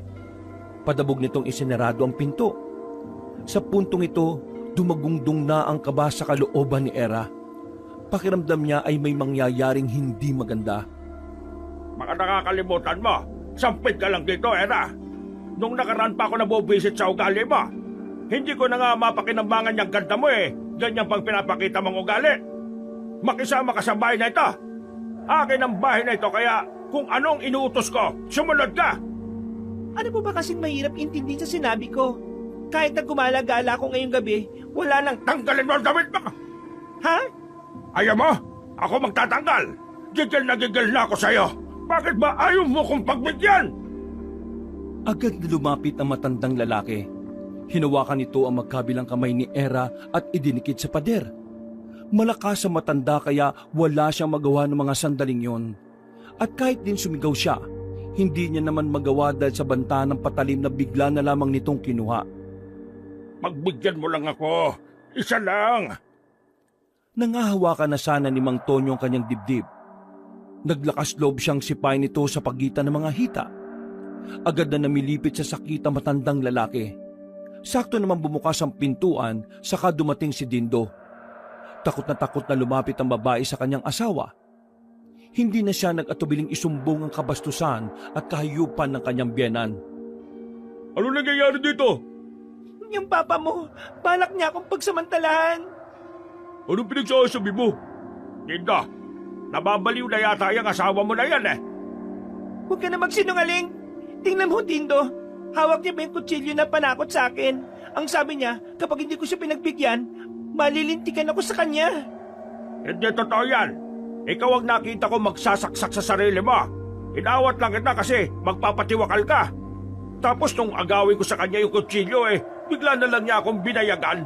Hindi ko alam kung anong problema ng asawa mong yan Nabubuang na yata yan Ano bang nangyayari sa'yo, Era? Huwag ka maniwala dyan. Sinungaling yan. Ako ang nagsasabi sa'yo ng totoo. Nung nakaraan niya pa ako binabastos. Hinipuan niya ako at sinasabihan ng malalaswa. Balak niya akong pagsamantalaan. Dito naman, pakinggan mo naman ako. Hindi ko magagawa ang sinasabi mong yan. Parang anak na rin ang tunay ko sa'yo. Kahit na kailan, wala akong pagnanasa sa'yo. Kinabutan ka naman sa mga sinasabi mo. Dindo, hiwalayan mo na yung babaeng yan. May sayad na sa utak yan. Era, kilala ko si Papa ha. Kahit na may pagkamasama ugali niyan, kahit na kailan na hindi niya magagawa ang bagay na yon. Tigilan mo yung mga sinasabi mo at baka may makarinig na iba isipin nila totoo. Tsaka pwede ba? Kung nabubuang ka, magsabi ka para mapatingin na kita. Humimirwisyo ka na ng ibang tao Parang gusto na lamang magwala ni Era ng mga sandaling yon. Hindi niya kasi inakala na magagawang baliwalain ni Dindo ang pagsusumbong niya. Kahit na humahagulgol na siya, mas pinili pa rin niyang paniwalaan ang sariling ama. Sa sobrang sama ng loob, tumakbo palabas ang dalaga. Agad namang itong hinabol ni Dindo. Nahawakan ni Dindo ang babae sa braso at marahas na hinila. Saan ka ba pupunta? Baka mamaya makapanakit ka pa ng ibang tao sa ginagawa mo. Tingin mo sa akin, nababaliw? Diyos ko, Dindo. Ang tagal na natin pero kahit na kailan, hindi man lang ako pinakinggan. Ngayon mo pa talaga ako hindi paniniwalaan. Magagahasa na ako ng tatay mo. Naintindihan mo ba ako? Pagsasamantalanan niya ako, wala ka pa rin pakialam sa akin. Kahit na kailan, wala ka talagang kwentang lalaki. Wala kang kwentang asawa. Hanggang ngayon, umaasa ka pa rin sa mga magulang mo. Hoy, magdanda ka sa pananalita mo ha. Masasaktan kita rito kahit na nasa labas tayo. Bakit? Totoo naman Kahit na kailan, hindi ka naman naging tunay na lalaki. Hindi mo ko magawang protektahan. Tama nga lang talaga na hindi tayo nagpakasal kasi magiging walang kwentang asawa ka lang din talaga. Manahimik ka! Sasampalin na sana ni Dindo ang babae, pero hinawakan ni Anjo ang kamay ng lalaki. Nang makita ni Era ang binatang yon, tila nabuhayan na siya ng loob. Parang ito na lamang ang natitira niyang pag-asa. Isa pang binata ang humarang sa kanilang dalawa. Mas maliliit lang ito ng kaunti kumpara kay Anjo. Asawa mo, sinasaktan mo? Akala mo ba kung yung ginagawa mo? Para ka lang walang bayag niyan, pre. Ang babae, minamahal yan, hindi yan sinasaktan. Hinawi ni Dindo ang kamay ni Anjo at saka dumistansya. Sa lubong ang kilay nitong nakatingin sa kanila. Sino naman kayo mga epal kayo? Kahit na malaman mo kung sino kami, wala pa rin namang magbabago sa'yo Isa ka pa rin walang kwentang lalaki na walang ibang kayang gawin, kundi ang manakit ng walang kalaban-laban. Anong sinabi mo? Huwag ka na umangal. Totoo naman kasing wala kang kwenta Era, hiwalayan mo na yung siraulong to. Siguro ikaw yung pumoporma dito sa asawa ko, ano? Ang lakas din naman ng loob mo. Sinuntok ni Dindo si Anjo. Napatras lang si Anjo ng tama nito sa panga. Pero hindi nagpatinag ang binata. Gumanti rin ito ng suntok. Tinamaan naman sa nguso si Dindo kaya agad na dumugo ang labi nito. Dahil doon, nagalit si Dindo at nakipagsuntukan pa kay Anjo. Pero dahil sanay na sa bakbakan si Anjo, walang binatbat dito ang lalaking si Dindo. Ano yan? Iusap, awatin mo sila. Hayaan lang natin. Para naman paminsan-minsan nakakatikim din ng leksyon yung walang kwentang asawa mo. Ay, siya nga pala. Ako si Rodel. Kaibigan ako ni Anjo. Nagawa mo pa talaga makipagkilala sa akin sa halip na awatin sila? Nang tingnan nila ang dalawa, nakabulagta na si Dindo. Pinilit nitong makatayo pero hilo-hilo na ito. Huwag mo nang piliting lumaban pa. Wala ka namang mapapala Masasaktan ka lang. Pagbabayaran mo ginawa mong itong lalaki ka. Lulumpuhin din kita. Sa panaginip mo lang magagawa yan. Hindi mo kami kakayanin, Para sabihin ko sa'yo, grupo kami ng mga manunugis dito. Mag-isa ka lang. At kahit isama mo pa yung tatay mo manyakis, hindi rin naman kayo uubra. Galit na umalis ang lalaking si Dindo. Nakahinga naman ng maluwag si Era ng mga sandaling yon. Nasaktan ka ba? Hindi naman. Ayos lang ako. Buti dumating kayo. Madalas kang saktan ng lalaking yon, no? Hindi nakapagsalita ang babae. Tango lang ang naisagot niya at napayuko na lang siya sa kahihiyan. Hindi ka dapat maya. Wala ka namang ginawang mali Biktima ka. Kaya dapat malakas ang loob mo at matapang ka. Yung tarantado mong asawa, mabubulok sa kulungan yun. Makahanap lang tayo ng matinong pulis, todas na talaga yan. Kung may tiwala ka sa amin, sumama ka sa amin kaysa naman umuwi ka pa sa inyo. Siguradong bugbog ang aabutin mo doon. Isa naman tayo pupunta. Sa tinatawag naming hideout. Hideout? Malalaman mo rin kung sino kami kapag sumama ka. Noong mga sandaling yun, hindi malaman ni Era kung bakit gano'n na lang ang tiwala niya sa dalawa. Magaan kasi ang pakiramdam niya kaya agad na rin siyang sumama. Mas magaan pa ang loob niya sa mga yon kaysa sa mag-ama na si Dindo at Tonyo kahit kung tutuusin, mas kilala niya pa ang magtatay.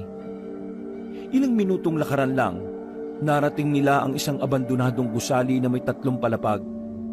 Sa labas pa lang, kita ang drum na may apoy sa loob. Yun ang nagsisilbing ilaw sa bakuran.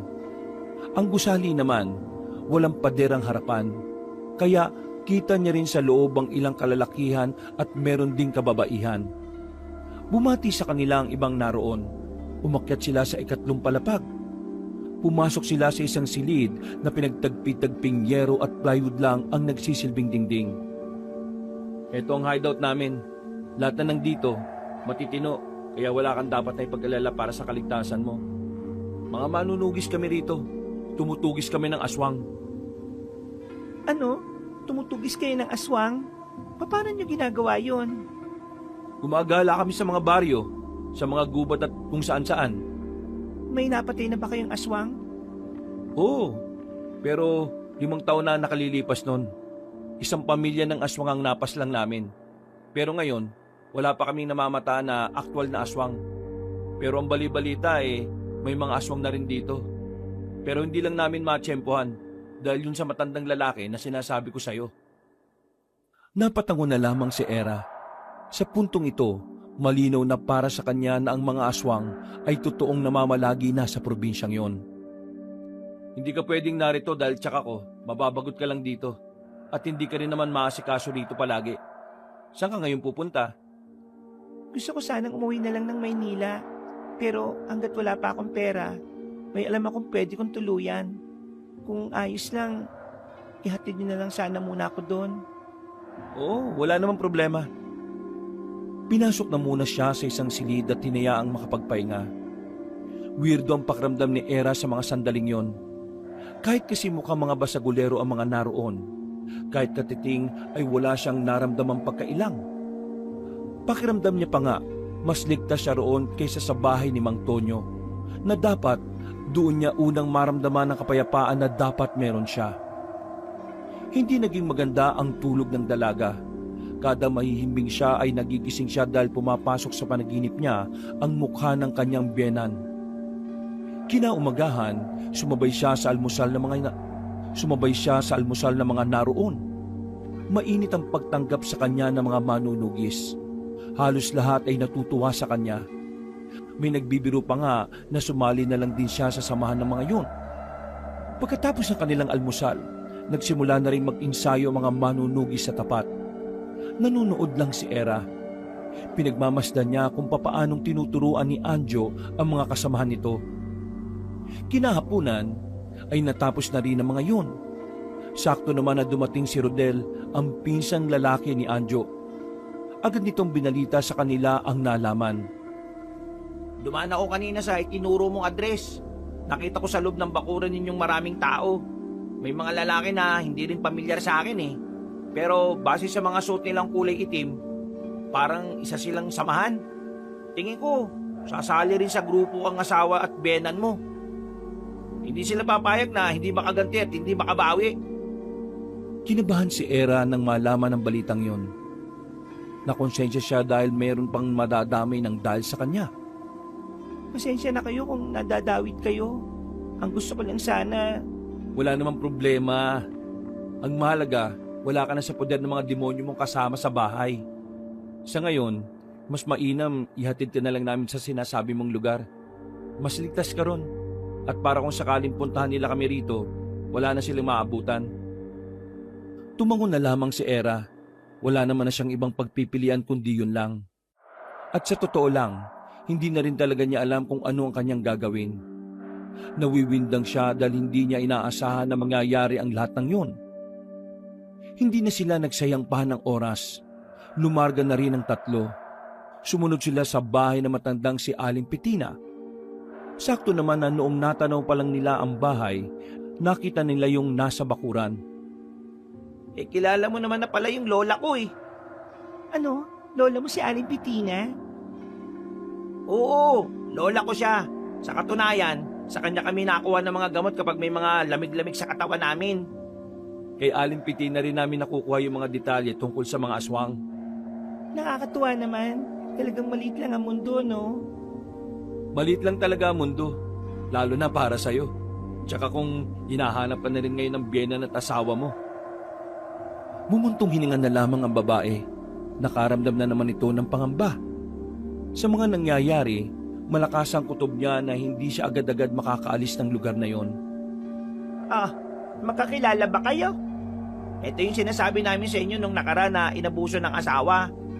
Yung kinuwento mo sa amin, iisa lang pala sila.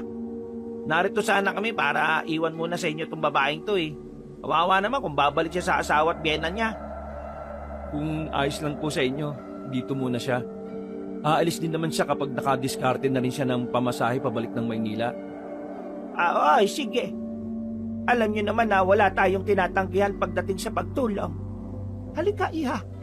Sumama ka sa loob. Maraming salamat po, Aling Petina. Alam niyo, ang bait-bait po ninyo. Kahit na hindi niyo ako kilala, tinutulungan niyo po ako at may tiwala po kayo sa akin. Ay, wala yon. Kailangan mo ng tulong kaya tutulungan ka namin.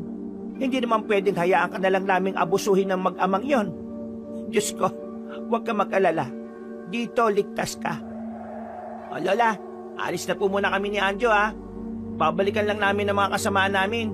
Kasi baka mamayang alas 6 ng gabi, bigla na lang dumating ang mag-ama sa hideout.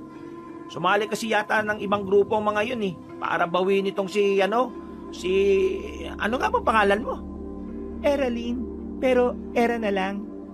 Ay sige, mag-iingat kayo ha. Bumalik kayo dito mamayang gabi para sabay-sabay tayo maghapunan. Agad na umalis ang dalawang binata. Pinagandaan naman ni Aling Petina ng makakain ng babae. Nang mga sandaling yon, ay napangiti na lang siya habang pinagmamasdan papalayo ang dalawa. Sa isip-isip niya, mabait pa rin talaga sa kanya ang Panginoon. Dahil kung hindi siya nito dadalhin sa mga taong mabubuti gaya ng mga tumutulong sa kanya ngayon. Sumapit ang kinagabihan. Pumatak ang alas 9, pero hindi pa rin nakakabalik ang dalawang binata. Tapos na nga rin silang magapunan ni Aling Petina. Aling Petina, ayos lang ba talaga sila? Bakit hindi pa sila nakakabalik? Ay nako, ganyan naman sila palagi. Baka lang nagro-ronda sila. Hinahanap siguro yung matandang nangyayanggaw. Para kasing masama ang pakiramdam ko Ay bakit? Ano bang nararamdaman mo? Parang may mangyayaring hindi maganda. Ewan ko po. Ay nako, ipagdasal na lang natin na sana walang nangyaring masama sa kanila. Halika, mabuti pa tulungan mo na lang akong manahi. Para kahit na papano naglilibang ka rin. Marunong ka bang manahi? Hindi nga po Ay nako, tuturuan kita ngayon. Pero paghawak pa lang ni Era ng karayom, narinig na nilang dumating ang dalawang binata. Hingal na hingal ang mga yon, at base sa mga mukha nito, mukhang hindi magandang balita ang daladala.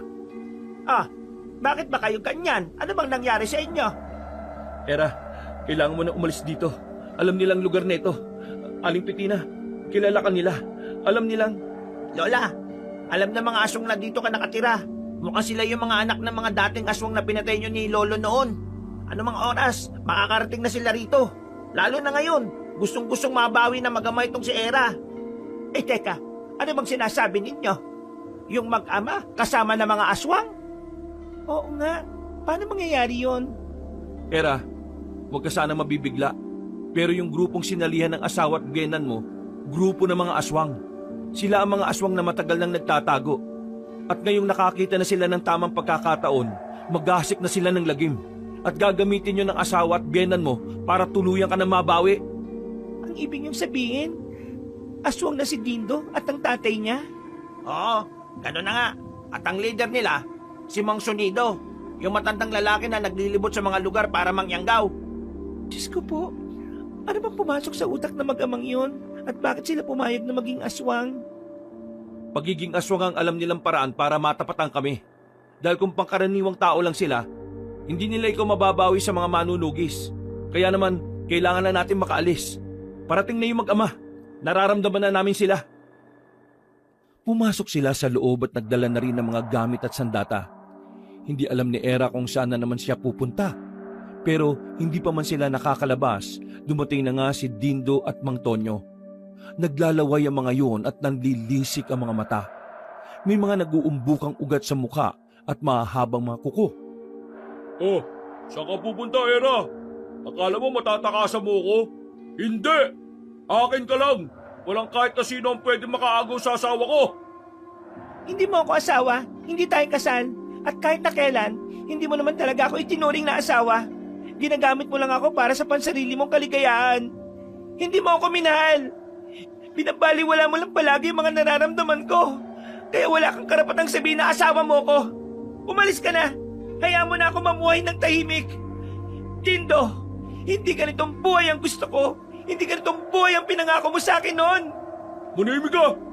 Sumama ka lang sa mga yan kung ano-ano nang pinagsasabi mo. Hindi ako papayag. Sasama ka sa akin. Kung hindi, dadanak ng dugo ngayon. Ako sasama sa iyo kung ang sarili mong amay inabuso ako. Hindi mo nga ako mapaniwalaan eh. Ilang beses ko bang sasabihin sa iyo na mabuting tao ang tatay ko? Pero dahil sa iyo, naging ganito kami. Napilitan kami maging ganito. Ikaw ang may kasalanan ng lahat eh. Kaya sumama ka na sa akin. Itigil mo na yung kagagawa ng kwento. Sumama ka na lang ng mapayapa para wala na masaktan. Mga baguang aswang lang kayo. Kaya huwag kayong umasta na parang ang tagal nyo na sa ganyang estado. Tandaan ninyo, wala bang isang araw na aswang kayo. Kumbaga, para lang kayong batang muspo sa paningin ko. Ay, tanda. Huwag ka magsalita na parang kaya mo pang igalaw ng maayos ang buta mo. Manahimik ka na lang dyan. Matanda ka na rin. At kung hindi ka naging aswang, at kung hindi ka nagpayanggaw, wala ka rin namang silbi. Huwag na lang kayo makialam dahil away na magpapamilya to. Hindi ko kayo pamilya. Maya ka nga sa sinasabi mo. Hindi lang to problema na namamagitan sa inyo. Dahil mga aswang na kayo. Kalaban na rin namin kayo. At problema na rin namin to. Kung ayaw niyong mawala ng maaga, mas mabuti pang umalis na kayo kaagad. Baka kung ano pang magawa namin sa inyo eh. Huwag ka magyabang, Bansot. Sa sobra mong liit, malulunod ka yata sa tabo eh. Wala kang magagawa sa labanan kaya itikom mo na lang rin ang bibig mo. Ikaw lang. Oo, ikaw na matangkad ka. Ikaw lang gusto kong pulbusin ngayon. Ang dami mong pangdaldal. Kung gusto niyo umatake, gawin niyo na! Nagkatinginan ng mag-ama. Maya-maya pa, merong ibinulong si Mang Tonyo kay Dindo. Kung hindi tayo uubra dyan, kailangan natin si paring Sonido, yung leader ng mga aswang. Huwag kang matakot sa mga yan. Mayayabang lang yan pero mga walang binatbat ang mga yan. Ngumisi pa si Dindo. Walang nararamdamang takot o kaba sa aura nito. At dahil walang balak umatake ang matandang si Tonyo, si Dindo na lamang ang gumawa ng unang hakbang. Gumapang ito ng mabilis. Sinubukan nitong hablutin si Era. Pero sa kasamaang palad, nasuntok lang ito ni Anjo sa muka. Nahilo-hilo si Dindo noong mga sandaling yon, dahilan para mas lalo itong manggalaiti. Kahit na naging aswang ka pa, hindi ka pa rin uubra sa akin, Dindo. Kaya kung ako sa'yo, umalis ka na lang at dalhin mo ang ama mong manyakis. Nakikiusap ako sa inyo. Sige na, umalis na kayo rito. Huwag na kayo manggulo. Pabayaan nyo na ako magsimula ng bagong buhay ko. Magsimula ng bagong buhay na wala ako? Hindi! Hindi ako papayag doon! Hintayin mo, Eralyn! Hindi ako papayag na hindi kita makukuha! Babalikan kita! Babalikan kita! Gumapang na mabilis ang mag-ama na para bang wala lang nangyari. Nakainga na rin ng maluwag ang babaeng si Era. At dahil wala ng mga yon, umalis na rin sila sa bahay na yon sa pagkabahalang bumalik ang mga aswang ng mas marami. Doon na muna tayo sa bahay ng tatay ko. Wala naman nakatira doon eh. Hintayin niyo lang ako rito sa ilog na to at kukunin ko yung susi ng pinto. Sigurado ka bang kaya mong lumakad na mag-isa, pre? Oo, kaya ko naman eh. Isa pa, hindi natin pwedeng iwan si Aling Petina at Era dito. Kailangan nila ng kasama. Okay, sige. Bilisan mo lang ha. Kapag hindi ka nakabalik sa loob ng isang oras, hahanapin ka na namin. Sige na, mag-iingat ka. Tinapik na lamang ni Anjo ang balikat ni Rodel. Naglakad na rin ito paalis. Samantalang silang tatlo naman ay nanatili lamang sa abandonadong kubo sa gilid ng ilog. Nagsindi na lamang ng mga tuyong dahon at sanga ang binatang si Rodel. Nang sa ganon, meron silang ilaw kahit na papano. Maabilidad na tao yun si Anjo. Kaya huwag kayong mag-alala ron. Makakabalik naman yun nagligtas. Eh di ba sabi mo, grupo ng mga aswang ang sinamahan ni Dindo at ng biyenan ko? Ibig sabihin, marami sila? May grupo din naman kami. Kaya patas lang naman. Pero kung sakaling dumugi ng aswang si Anjo habang papauwi siya, Eh, sigurado naman ako na kaya niyang pumalag. May isa pusa kaya yung si Anjo, di ba la? Tama si Rodel. Naalala ko pa noon. Bata pa yan silang dalawa. Sumasama na yan sa amin kapag rumoronda kami noon. Munti ka nang mamatay si Anjo. Ilang beses nang nakalmot ng aswang yan. Malalalim ang kalmot. Pero lagi siyang nabubuhay. Mula noon, kada mapapahamak siya, lagi siyang nakakaligtas. Kaya tinawag yan ng asawa ko noon na taong may sapusa. Pasensya na, kasalanan ko ang lahat ng ito. Kung hindi lang sana ako pumayag na manirahan kami ni Dindo sa tatay niya, hindi naman siguro mangyayari ito eh. Hindi siguro ako maaabuso at hindi ko kayo maidadamay sa gulong ito. Sobrang abala na ang ginagawa ko. Ay huwag ka nga magsalita ng ganyan. Parang hindi ikaw ang agrabyado.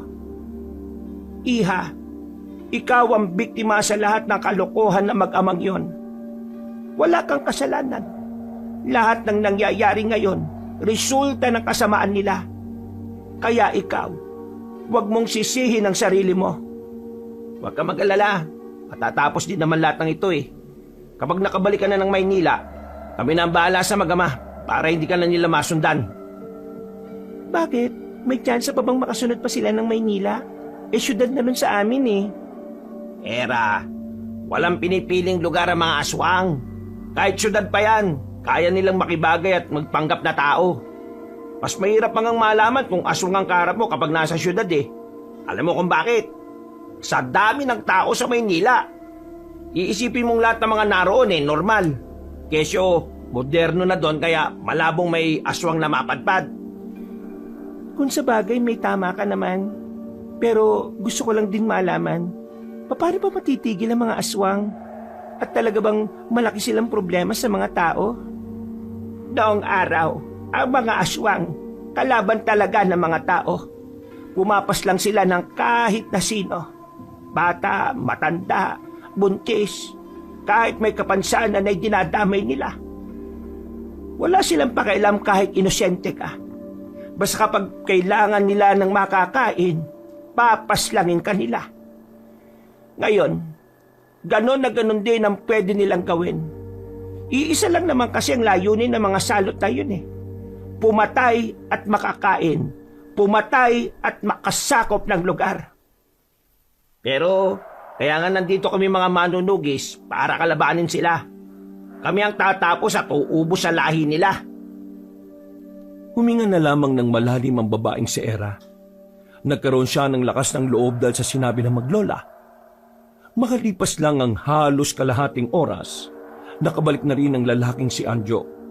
Naglakad na ulit sila patungo sa sinasabi nitong bahay. Hindi nagtagal, nakarating na rin sila roon. Nakatirik ang bahay sa magulo at maingay na baryo. Para kay Era, maaari niya itong mahambing sa mga lugar ng Maynila na maraming pasaway na nakatira. Pero kahit na ganoon, kampante siya na hindi sila masusundan ng mga aswang doon. Pre, Rodel, tulungan mo na lang ako maglinis dito sa sala. Era, pasensya ka na. Matagal na kasi itong hindi natitirhan eh. Dinadalaw-dalaw ko lang to kada buwan. Minsan nga eh, hindi pa. Hindi mo naman kailangang humingi ng pasensya. Kontento na akong may matutuluyan. At kasama ko pa kayo. Sinimulan nilang maglinis sa bahay na yon. Ilang minuto lang naman ang itinagal nila ay ayos na rin ang lahat. Sa halip na makapagpahinga agad, tumambay na muna sila sa sala. Ang ingay kasi sa labas. May nagkakantahan, may nagiinuman, may nagmumurahan, at may mga nag-aaway din. Ganito ba talaga rito? Parang hindi uso katahimikan dito ah. Oo, ganito talaga rito. Hindi ko nga maintindihan kung bakit mas pinili ng tatay ko na tumira rito. Wala kasi nang maghiwalay sila ng nanay ko. Dito na siya namalagi. Pero umalis din naman. Nakahanap kasi ng bagong pamilya sa Maynila eh. Kaya itong bahay, parang ako na rin ang may-ari. Wala na rin naman kasing balak na bumalik pa si Papa eh. Mamaya na kayo magdaldalan. maggatas na muna kayo. Pasensya na at gatas lang talaga ang nadala ko, ha? Era, meron akong perang natitira eh. Utangin mo na muna yon. Tapos, umuwi ka na ng Maynila. Magtago ka. Pumunta ka sa lugar na alam mong hindi mapupuntahan ng mag-amang si Raulo. Delikado na ang buhay mo eh. Hindi na sila pangkaraniwan. Mga aswang na sila.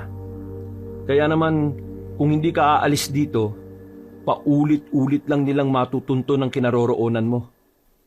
Kahit dito? Kahit dito. Posibleng malaman pa rin nila to. Hindi natin sigurado kung lahat ba ng tao nakikita natin dito tao talaga.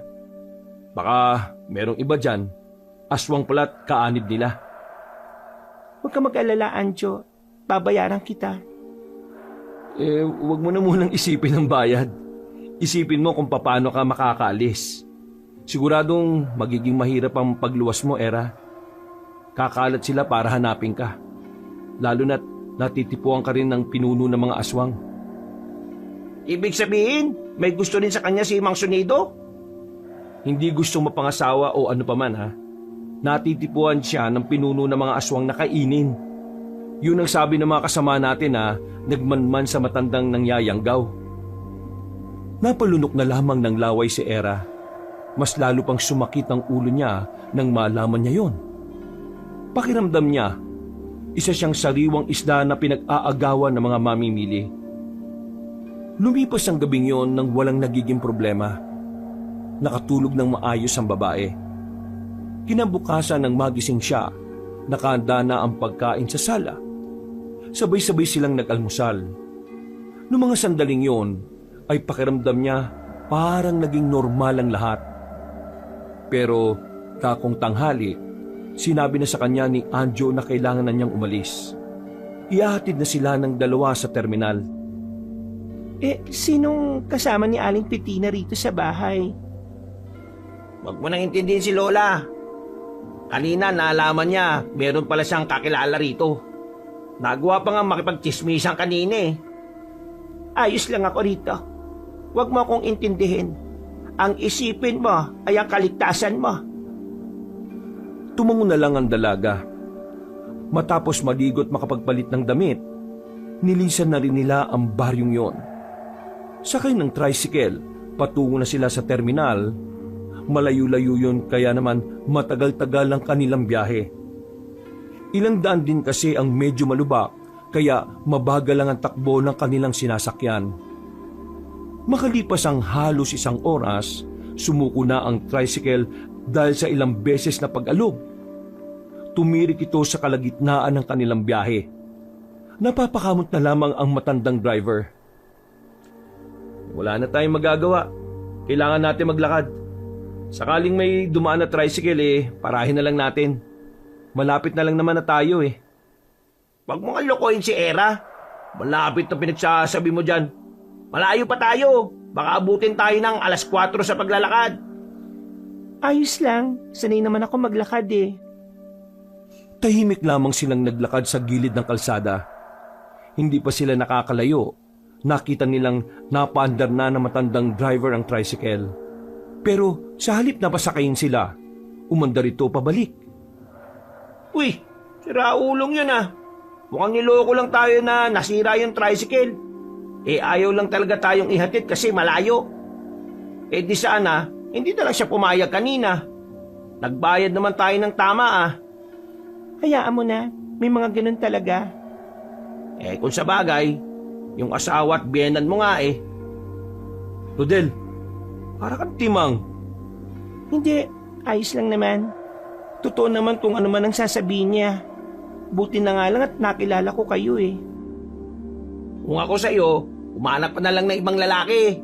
Yung maabilidad, yung matapang, matangkad, moreno, mapagmahal, at maalalahanin.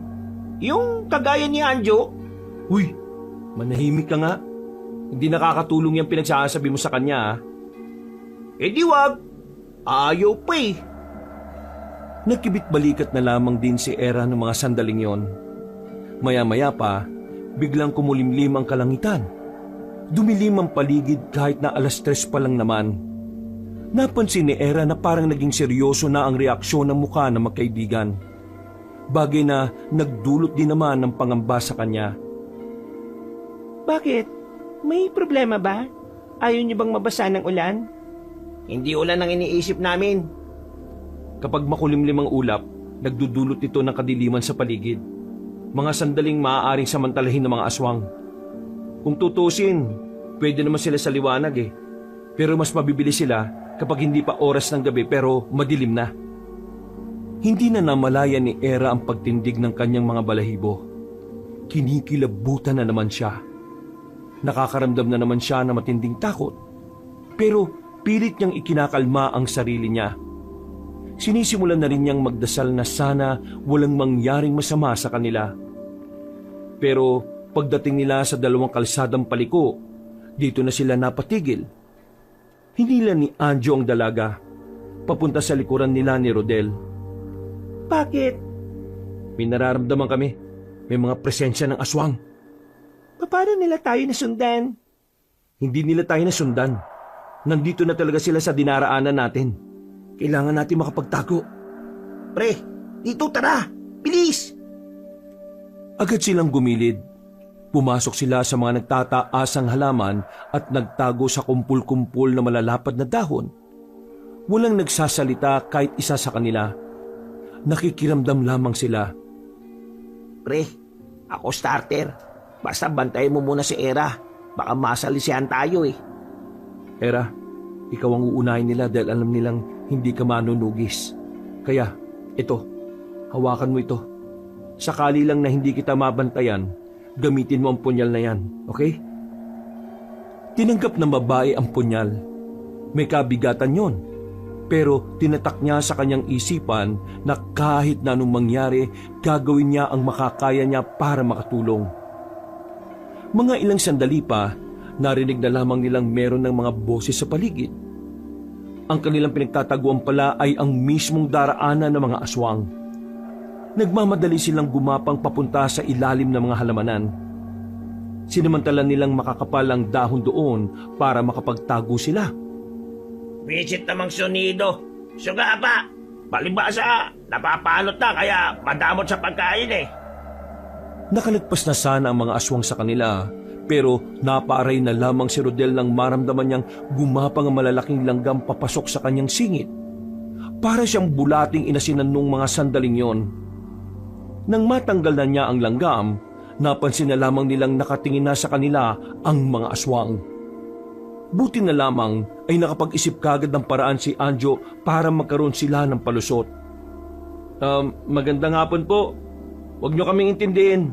May may ginagawa lang kaming tatlo na milagro. Alam niyo na, yung anuhan, 2 laban sa 1. Nagtawanan ng mga aswang. Akala ng mga yon ay pangkaraniwang mga tao lang na may hilig sila Era.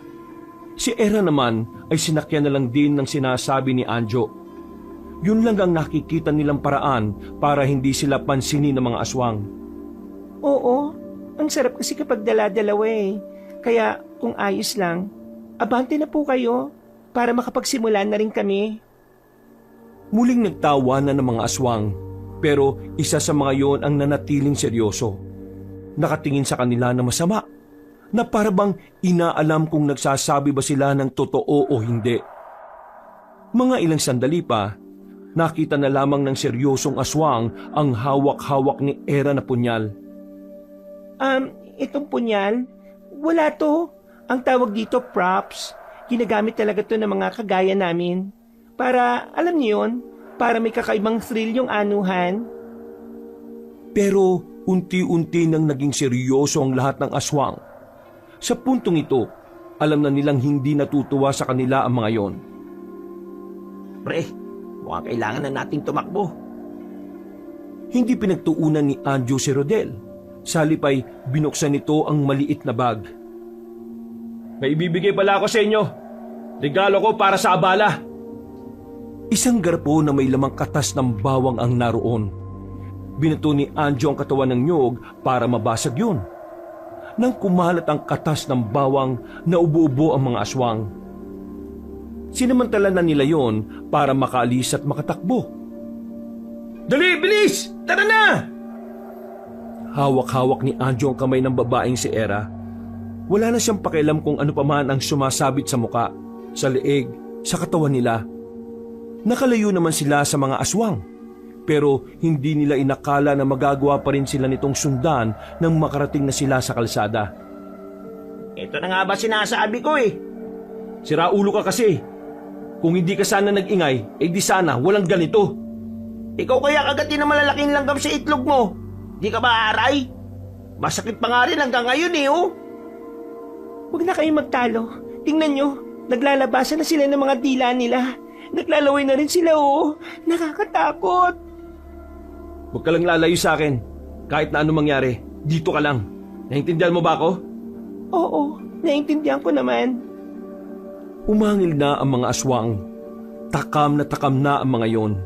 Sabik na silang kainin. Hindi nagtagal, sabay-sabay na lumusob ang mga aswang.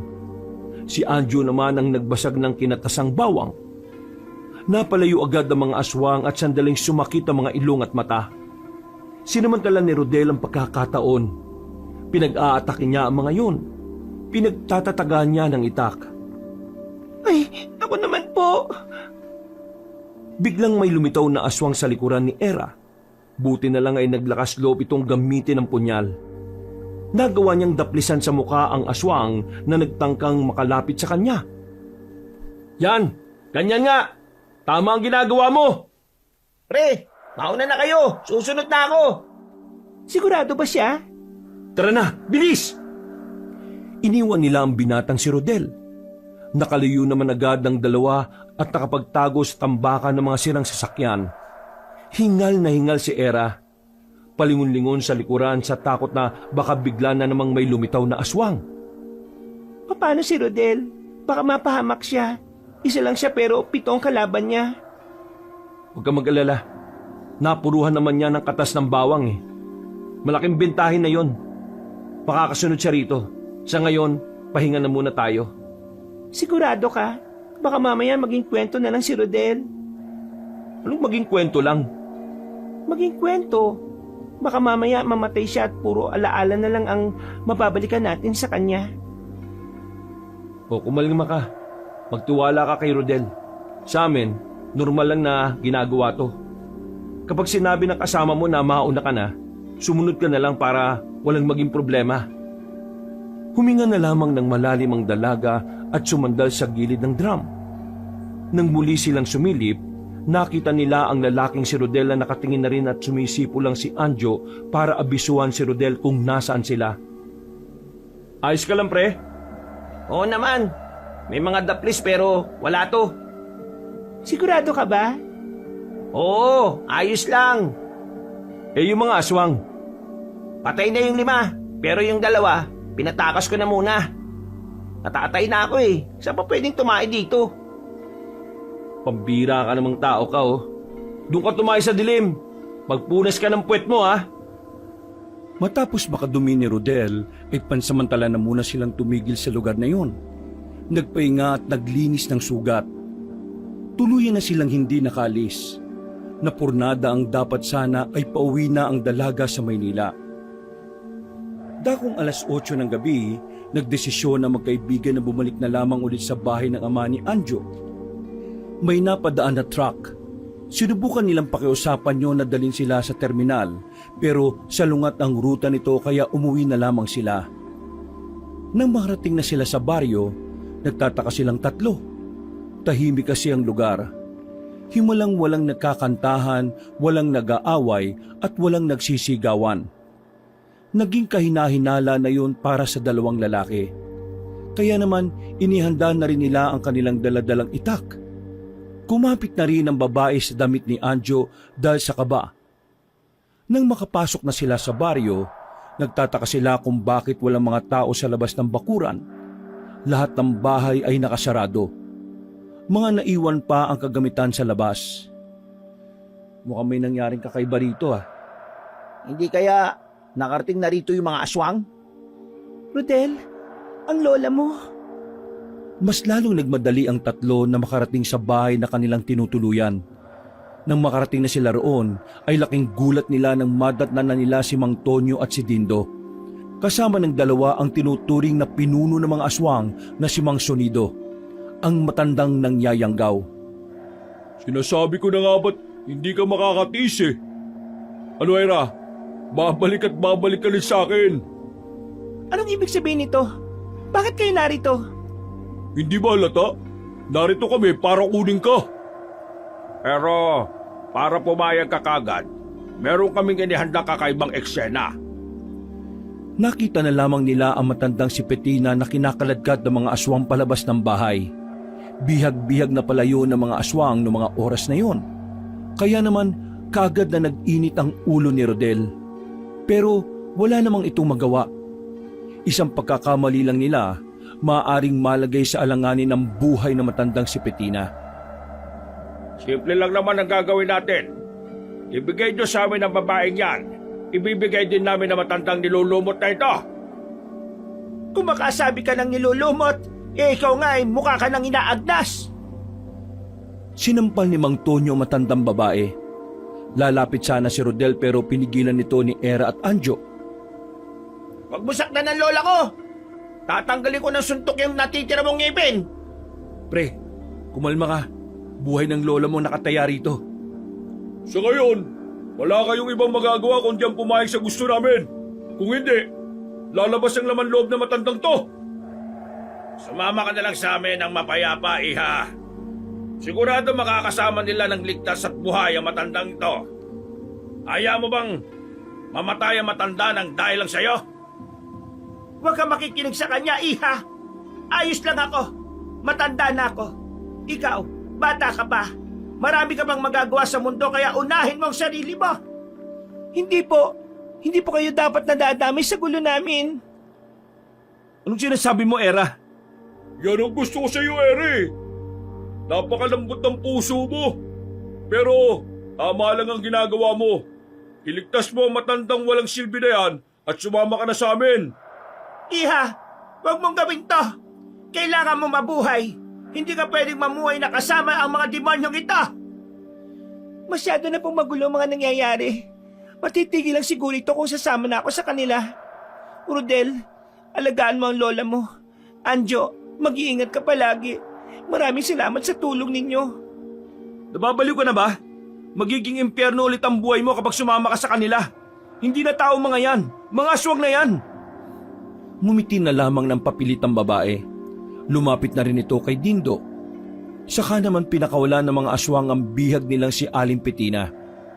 Bumuntong hininga na lamang si Aling Petina. Wala na silang magagawa ngayong hawak na ng mga aswang ang babae.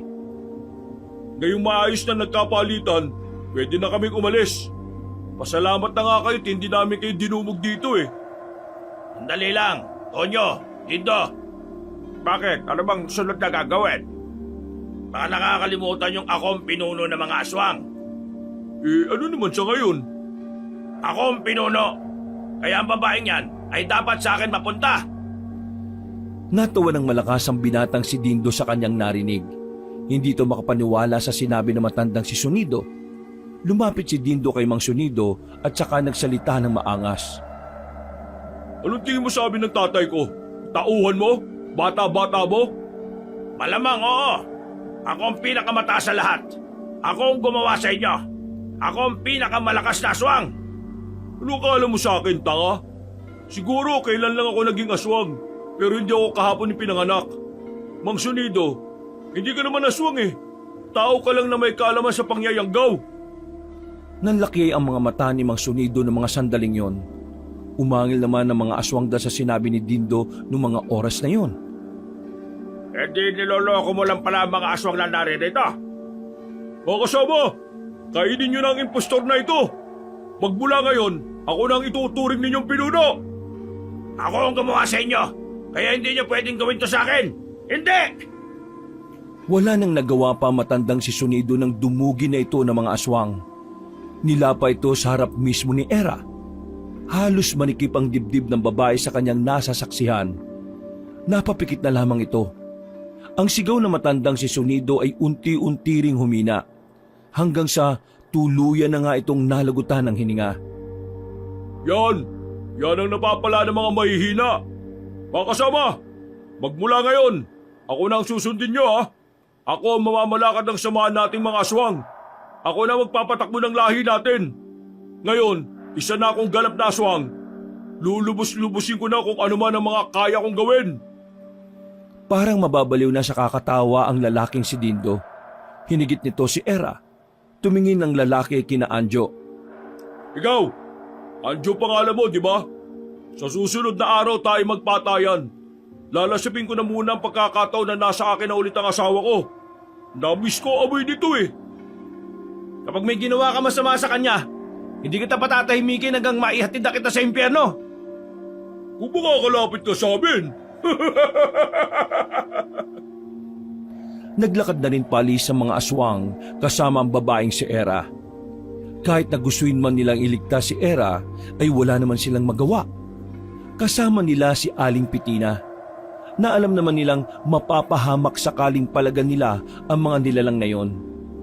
Samantala, sa kalagitnaan ng dilim ng kagubatan, naglalakbay si Era kasama mga aswang na kailanman ay di niya inakalang makakasabay niya sa paglalakad. Ang dami-daming nangyari. Sa ganito ka lang pala mababawi.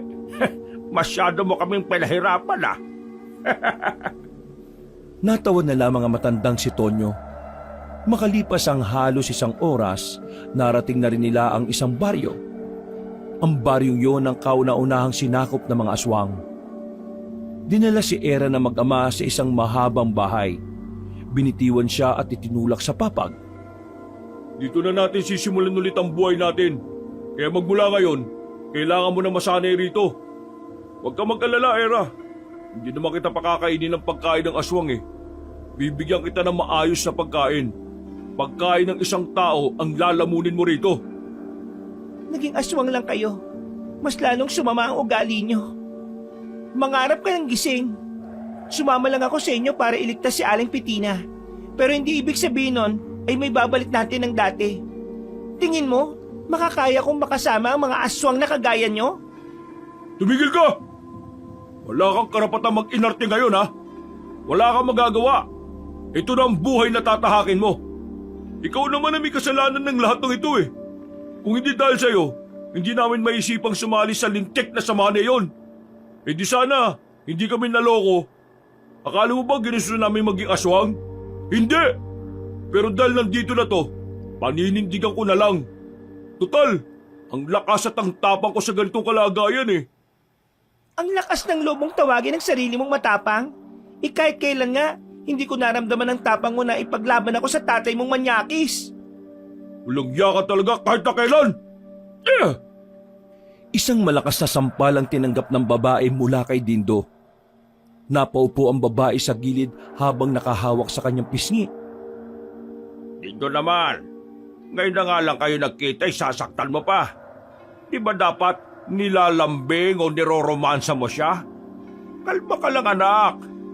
Ito nakakabisit eh. Usapin mo nga yan. Baka malapa ako pa yan eh. Padabog na lumabas ng bahay ang lalaking si Dindo. Nilapitan naman ni Mang Tonyo ang dalaga. Inilahad nito ang kamay nito para tuluyang makatayo si Era. Pero tinanggihan niyo ng babae. Huwag mo akong hawakan! Nakakadiri ka! Ito naman. Para namang hindi ka naging parte ng pamilya namin. Pamilyang pinagsasabi mo. Wala kayong ganun, no? Namiss ko ang amoy mo ah. Hindi mo ba alam na sabik akong kainin ka? Hindi na nakatis pa ang babaeng si Era. Sinampal na niya ang kanyang biyenan. Pero sa halip na maggalit ang matanda sa kanya, nagawa pa talaga nitong ngumiti. Hinawakan ni Mang Tonyo ang kamay niya ng mahigpit. Gustong-gusto ko ang kamay na ito eh. At kahit na isampal mo sa akin ng paulit-ulit to, palagi kong tatanggapin. Eralyn, ngayong narito ka na, asahan mong hindi ako magdadalawang isip na gawin kung ano man ang gusto ko. Kaya ihanda mo ang sarili mo sa mga susunod na araw. Ngumiti ng malapad ang matanda kay Era. Nakita pa ng babae ang mangilan-ngilan nitong ipin na naninilaw na rin. Naglakad na palabas ng bahay. mag-isa na siyang naiwan. Sa mga sandaling ito pa lang siya tuluyang nakaiyak. Pakiramdam niya nasa impyerno na naman siya. Tumingin siya sa labas, puro aswang ang naroon. Nanlalambot na lamang siyang napaupo sa sahig. Sa mga sumunod na araw, paulit-ulit na lamang ang sistema ng mga nangyayari. Palagi siyang niyayaya ni Dindo na makipagtalik at gumawa na ng anak. Pero laging tumatanggi si Era. At kapag umaayaw siya, bugbog ang inaabot niya. Bukod sa pisikal na pananakit, parang nasisiraan na rin siya ng bait sa gabi-gabing nakikita niya sa labas. Madalas, nakikita niya ang mga aswang na may bitbit na tao. Kinakain na parang baboy lang. Kung minsan naman, may pupunta sa bahay nila. May mga aswang na maghahatid ng pira-pirasong katawan ng tao. At ang mag-amang si Dindo at Mang Tonyo naman, nilalaga lang yun na parang karne ng hayop. Sobrang layo na ng mag-ama sa dating nakilala ni Era. Mas lalong naging demonyo ang mga yon. Sukang-suka na siya roon pero wala rin naman siyang ibang magagawa kundi ang sumunod sa agos. At habang lumilipas sa mga araw, unti-unti na rin siyang nawawala ng pag-asa. Walang dumarating para iligtas siya. Kahit na sumigaw siya ng malakas para humingi ng tulong, nakatingin lang sa kanya ang mga aswang at nagtatawanan. Hindi niya rin alam kung saan sa gubat ang kinalalagyan nila. Kaya malakas ang paniniwala niyang wala talagang makakahanap sa kanya. Umiiyak na lamang ang dalaga habang nakatanaw sa labas. Tulala, hinang-hina. Pakiramdam niya, hindi siya mamamatay sa pananakit o gutom. Parang mamamatay siya sa dami ng tumatakbo sa utak niya. Isang gabi, habang nasa labas si Dindo, biglang pumasok ng bahay si Mang Tonyo. Nakatingin lang ng malagkit na matanda kay Era. Noong mga sandaling yon, parang wala nang gana ang babae na makipagsagutan. Wala na siyang lakas para kontrahin ang mga gusto na matanda. Para bang gusto na lang din niyang matapos ang lahat. Hahayaan na lang niya ang biyenan niya sa masama nitong balak. Wala si Dindo ngayon. Malaya ko nang magagawa kung ano man ang gusto kong gawin sa katawan mo. Marahang hinawakan ni Mang Tonyo ang kanyang braso, pero nanatiling tulala lang ang babae. Wala na siyang pakialam. Yan ang gusto ko sa iyo eh. Hindi ka na makulit. Hindi ka na maarte. Huwag ka mag-alala. Bibilisan lang natin dahil baka may makakita. Itataas na sana ni Mang Tonyo ang kanyang damit nang biglang dumating si Dindo. Meron itong nakalimutan kaya bumalik ito. Nang makita ng lalaki ang senaryong yon, agad na nag-init ang dugo nito. Anong meron dito pa? Wala. Anong wala? Anong gagawin mo sa kanya? Huwag mong sabihing totoo sinasabi niyan. May pagnanasa ka sa kanya. Balak mo akong agawan, no? Hola, meron akong pagnanasa sa kanya. Pero anak naman, wala namang masama kung hahatian mo ko paminsan-minsan. Ama mo ko, di ba? Nababaliw ka na ba? Ang para sa akin ay para sa akin lang. Pag-aari ko yung babaeng yan. Ano ngayon? Ama mo ko, anak lang kita. Ba't tarantado ka pala eh? Tila natauhan si Era ng mga sandaling yon. Nakita niyang nagbago na ng anyo ang dalawa. Naglaban ang mag-ama sa mismong harapan niya. At dahil mas bata si Dindo, mas malakas ito kay Mang Tonyo. Nanlalaki na lamang ang mga mata ni Era nang makitang sumisirit na ang dugo ng matandang aswang mula sa leeg nito. Pero pinipilit pa rin itong makalaban. Sinamantala na ni Era ang pagkakataon para makalis. Dumaan siya sa bintana habang nakakabunuan pa rin ang mag-amang yon. Palihim siyang dumaan sa gilid ng kabahayan hanggang sa makalabas na nga siya ng baryo. Tumakbo siya ng kagubatan. At dahil nangihina siya, paulit-ulit siyang natumba. Buong akala niya makakalis na siya roon at makakabalik kina Anjo. Pero nang makarating na siya sa kakahuyan kung saan direktang nasisinaga ng buwan, biglang humarang si Dindo sa daraanan niya. Madali lang siya nitong nasundan. Kaya naman nangangatog ang kanyang magkabilang tuhod habang umaatras ng marahan. Hindi mo ako matatakasan! Hindi ka pwedeng mapunta sa iba, Era! Akin ka lang! Ako lang ang pwedeng umawak sa'yo. Wala nang iba pa! Nakikiusap ako sa iyo, Dindo. Sige na naman, hayaan mo na ako makapamuhay ng normal. Tapos ano?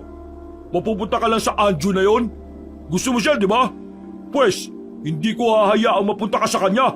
Akin ka lang! Hinablot ng lalaki ang kanyang buhok. Lumabas ang mahabang dila ni Dindo. Naglalaway na rin ito. Akmang didikit na ang dila nito sa kanyang lieg nang biglang may tumarak na palaso sa bandang balikat nito. Mabilis na napadistansya si Dindo. Pagtingin niya sa gilid, lumabas mula roon ang lalaking si Anjo. Tinira ulit ni Anjo ng palaso si Dindo. Nang makalayo na ito ng tuluyan kay Era, saka naman lumapit si Anjo sa babae. Pasensya na't ngayon lang Hindi na napigilan ng babae na mapayakap sa binata. Nang gagaliitin naman lalo ang lalaking si Dindo. Tama nga ang inala ko. May relasyon kayong dalawa. Nakuha niyo pang magyakapan sa mismong harapan ko. Pagbabayaran yung dalawa ito. Umangil ng malakas ang aswang na si Dindo. Wala itong sinayang na pagkakataon. Mabilis itong umatake sa kanilang dalawa. Agad namang ding hinarap ni Anjo ang lalaking aswang. Hinugot nito ang daladalang itak at saka pinatamaan si Dindo sa dibdib. Sumirit agad ang dugo ni Dindo, pero hindi ito nagpatinag. Sumugod lang ito ng sumugod kay Anjo. Nang matamaan na ni Dindo si Anjo sa braso, mas lalong tumaas ang moral nito. Kalmot ng kalmot si Dindo at ang tanging nagagawa lamang ni Anjo ay ang umilag. Hindi ito makakuha ng tamang pagkakataon para umatake. Kaya naman nag-isip na rin si Era ng paraan kung paano siya makakatulong. Dumampot ito ng malaking bato. Binato niya si Dindo at tinamaan naman niya yon sa ulo. Dahil sa kanyang ginawa, ay nawala sa konsentrasyon ng lalaking aswang. Sinamantala naman ni Anjo ang pagkakataon. Agad niyang tinaga sa magkabilang braso si Dindo. Nang hindi na nito magamit ang magkabilang braso dahil sa lalim ng hiwa, ay bigla itong dumistansya. Akala mo makukuha mo sa akin si Era? Dahil lang sa mga sugat na ito, manigas ka! Mukhang ikaw ang maninigas maya-maya kapag patay ka na. Dindo, itigil mo na ito. Tama na. Wala ka na magagawa. Hindi na natin may babalik ang dati. Napariwara ka Naging aswang ka. Wala nang buhay na ipinangako mo sa akin. Impyerno na ito, hindi langit. Kaya sana naman, sumuko ka na lang. Kung talagang minahal mo ko, makikinig ka sa akin. Anong sumuko? Di ba ang sabi mo dati, kapag mahal mo, ilalaban mo hanggang dulo? Yan ang ginagawa ko ngayon. Ilalaban kita hanggang sa dulo ng hininga ko. Pinilit ni Dindo na tumakbo palapit kina Era. Pero dahil mahina na rin ito, naitarak na lamang ni Anjo ang itak sa dibdib ng lalaki. Napapikit na lamang ang babae. Kahit na naging masama sa kanya si Dindo, hindi niya pa rin kayang makitang mamatay sa harapan niya ang dating itinuturing na asawa. Pagdilat niya, nakabulagta na ang lalaki. Nalugutan ito kagad ng hininga. Napagulgol na lamang ang babaeng si Era noong mga sandaling yon. Maya-maya pa, dumating na rin ang mga kasamahan ni Anjo na mga manunugis. Pinagpapapas lang ng mga yon ng mga aswang. Mababa ang moral ng mga aswang dahil sa pagkamatay ng mag-amang Tonyo at Dindo. Matapos ang labanan, nakabalik na rin sila sa kanilang tunay na baryo. Magdamag na naiyak si Era. Pero kinaumagahan, gumaan na rin ang kanyang pakiramdam. Maraming salamat po sa ginawa niyo para sa akin. Habang buhay ko itong tatanawing utang na loob. Basta iha, ngayong wala nang mga tinik sa buhay mo. Gawin mo ang lahat para makapamuhay ka ng masaya. Kung kailangan mo kami, balikan mo lang kami. Mag-iingat ka sa pag-uwi mo ng Maynila, Era. Kapag nagkapera, dadalawin ka namin ni Lola ron. Sige ba? Tapos paglulutuan ko kayo ng masarap na adobo. Adja, ikaw lang bahala kay Era sa Maynila, ha? Total, magkakasama naman kayo.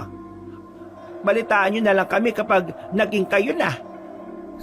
Ito talaga si Aling Petina oh. Wala pa naman kami sa ganung punto. Sa ngayon, ang mas iniisip namin ay kung ano ang magiging buhay namin sa Maynila. Tos, doon na rin papunta yun eh. Ano? Anjo, sigurado ka bang sasamahan mo ako sa Maynila? Kailangan mo ng kasama eh. At ako yun. Huwag kang mag-alala. Hindi ko naman aabisuhin ang kabaitan mo. At hindi kita pipilitin sa mga bagay na hindi ka handa. Nang dumating na ang bus, nagpaalam na rin sila sa maglola. Isang malapad na ngiti na lamang ang naisukli ni Era bago sila pumasok ng bus. Nangingilid ang kanyang luha dahil sa makakahalong emosyon. Hindi niya kasi inakala na darating pa rin ang araw na mararanasan niyang makaranas ng kapayapaan. Sa ngayon, magkasama na sila ni Anjo sa Maynila. Nasa iisang bahay lang sila. Wala pa namang namamagitan sa kanila, pero kung sakali mang magkaroon, hindi na yung pipigilan ni Era. Para sa kanya, may karapatan siyang maging masaya ulit sa kanyang buhay. Wakas,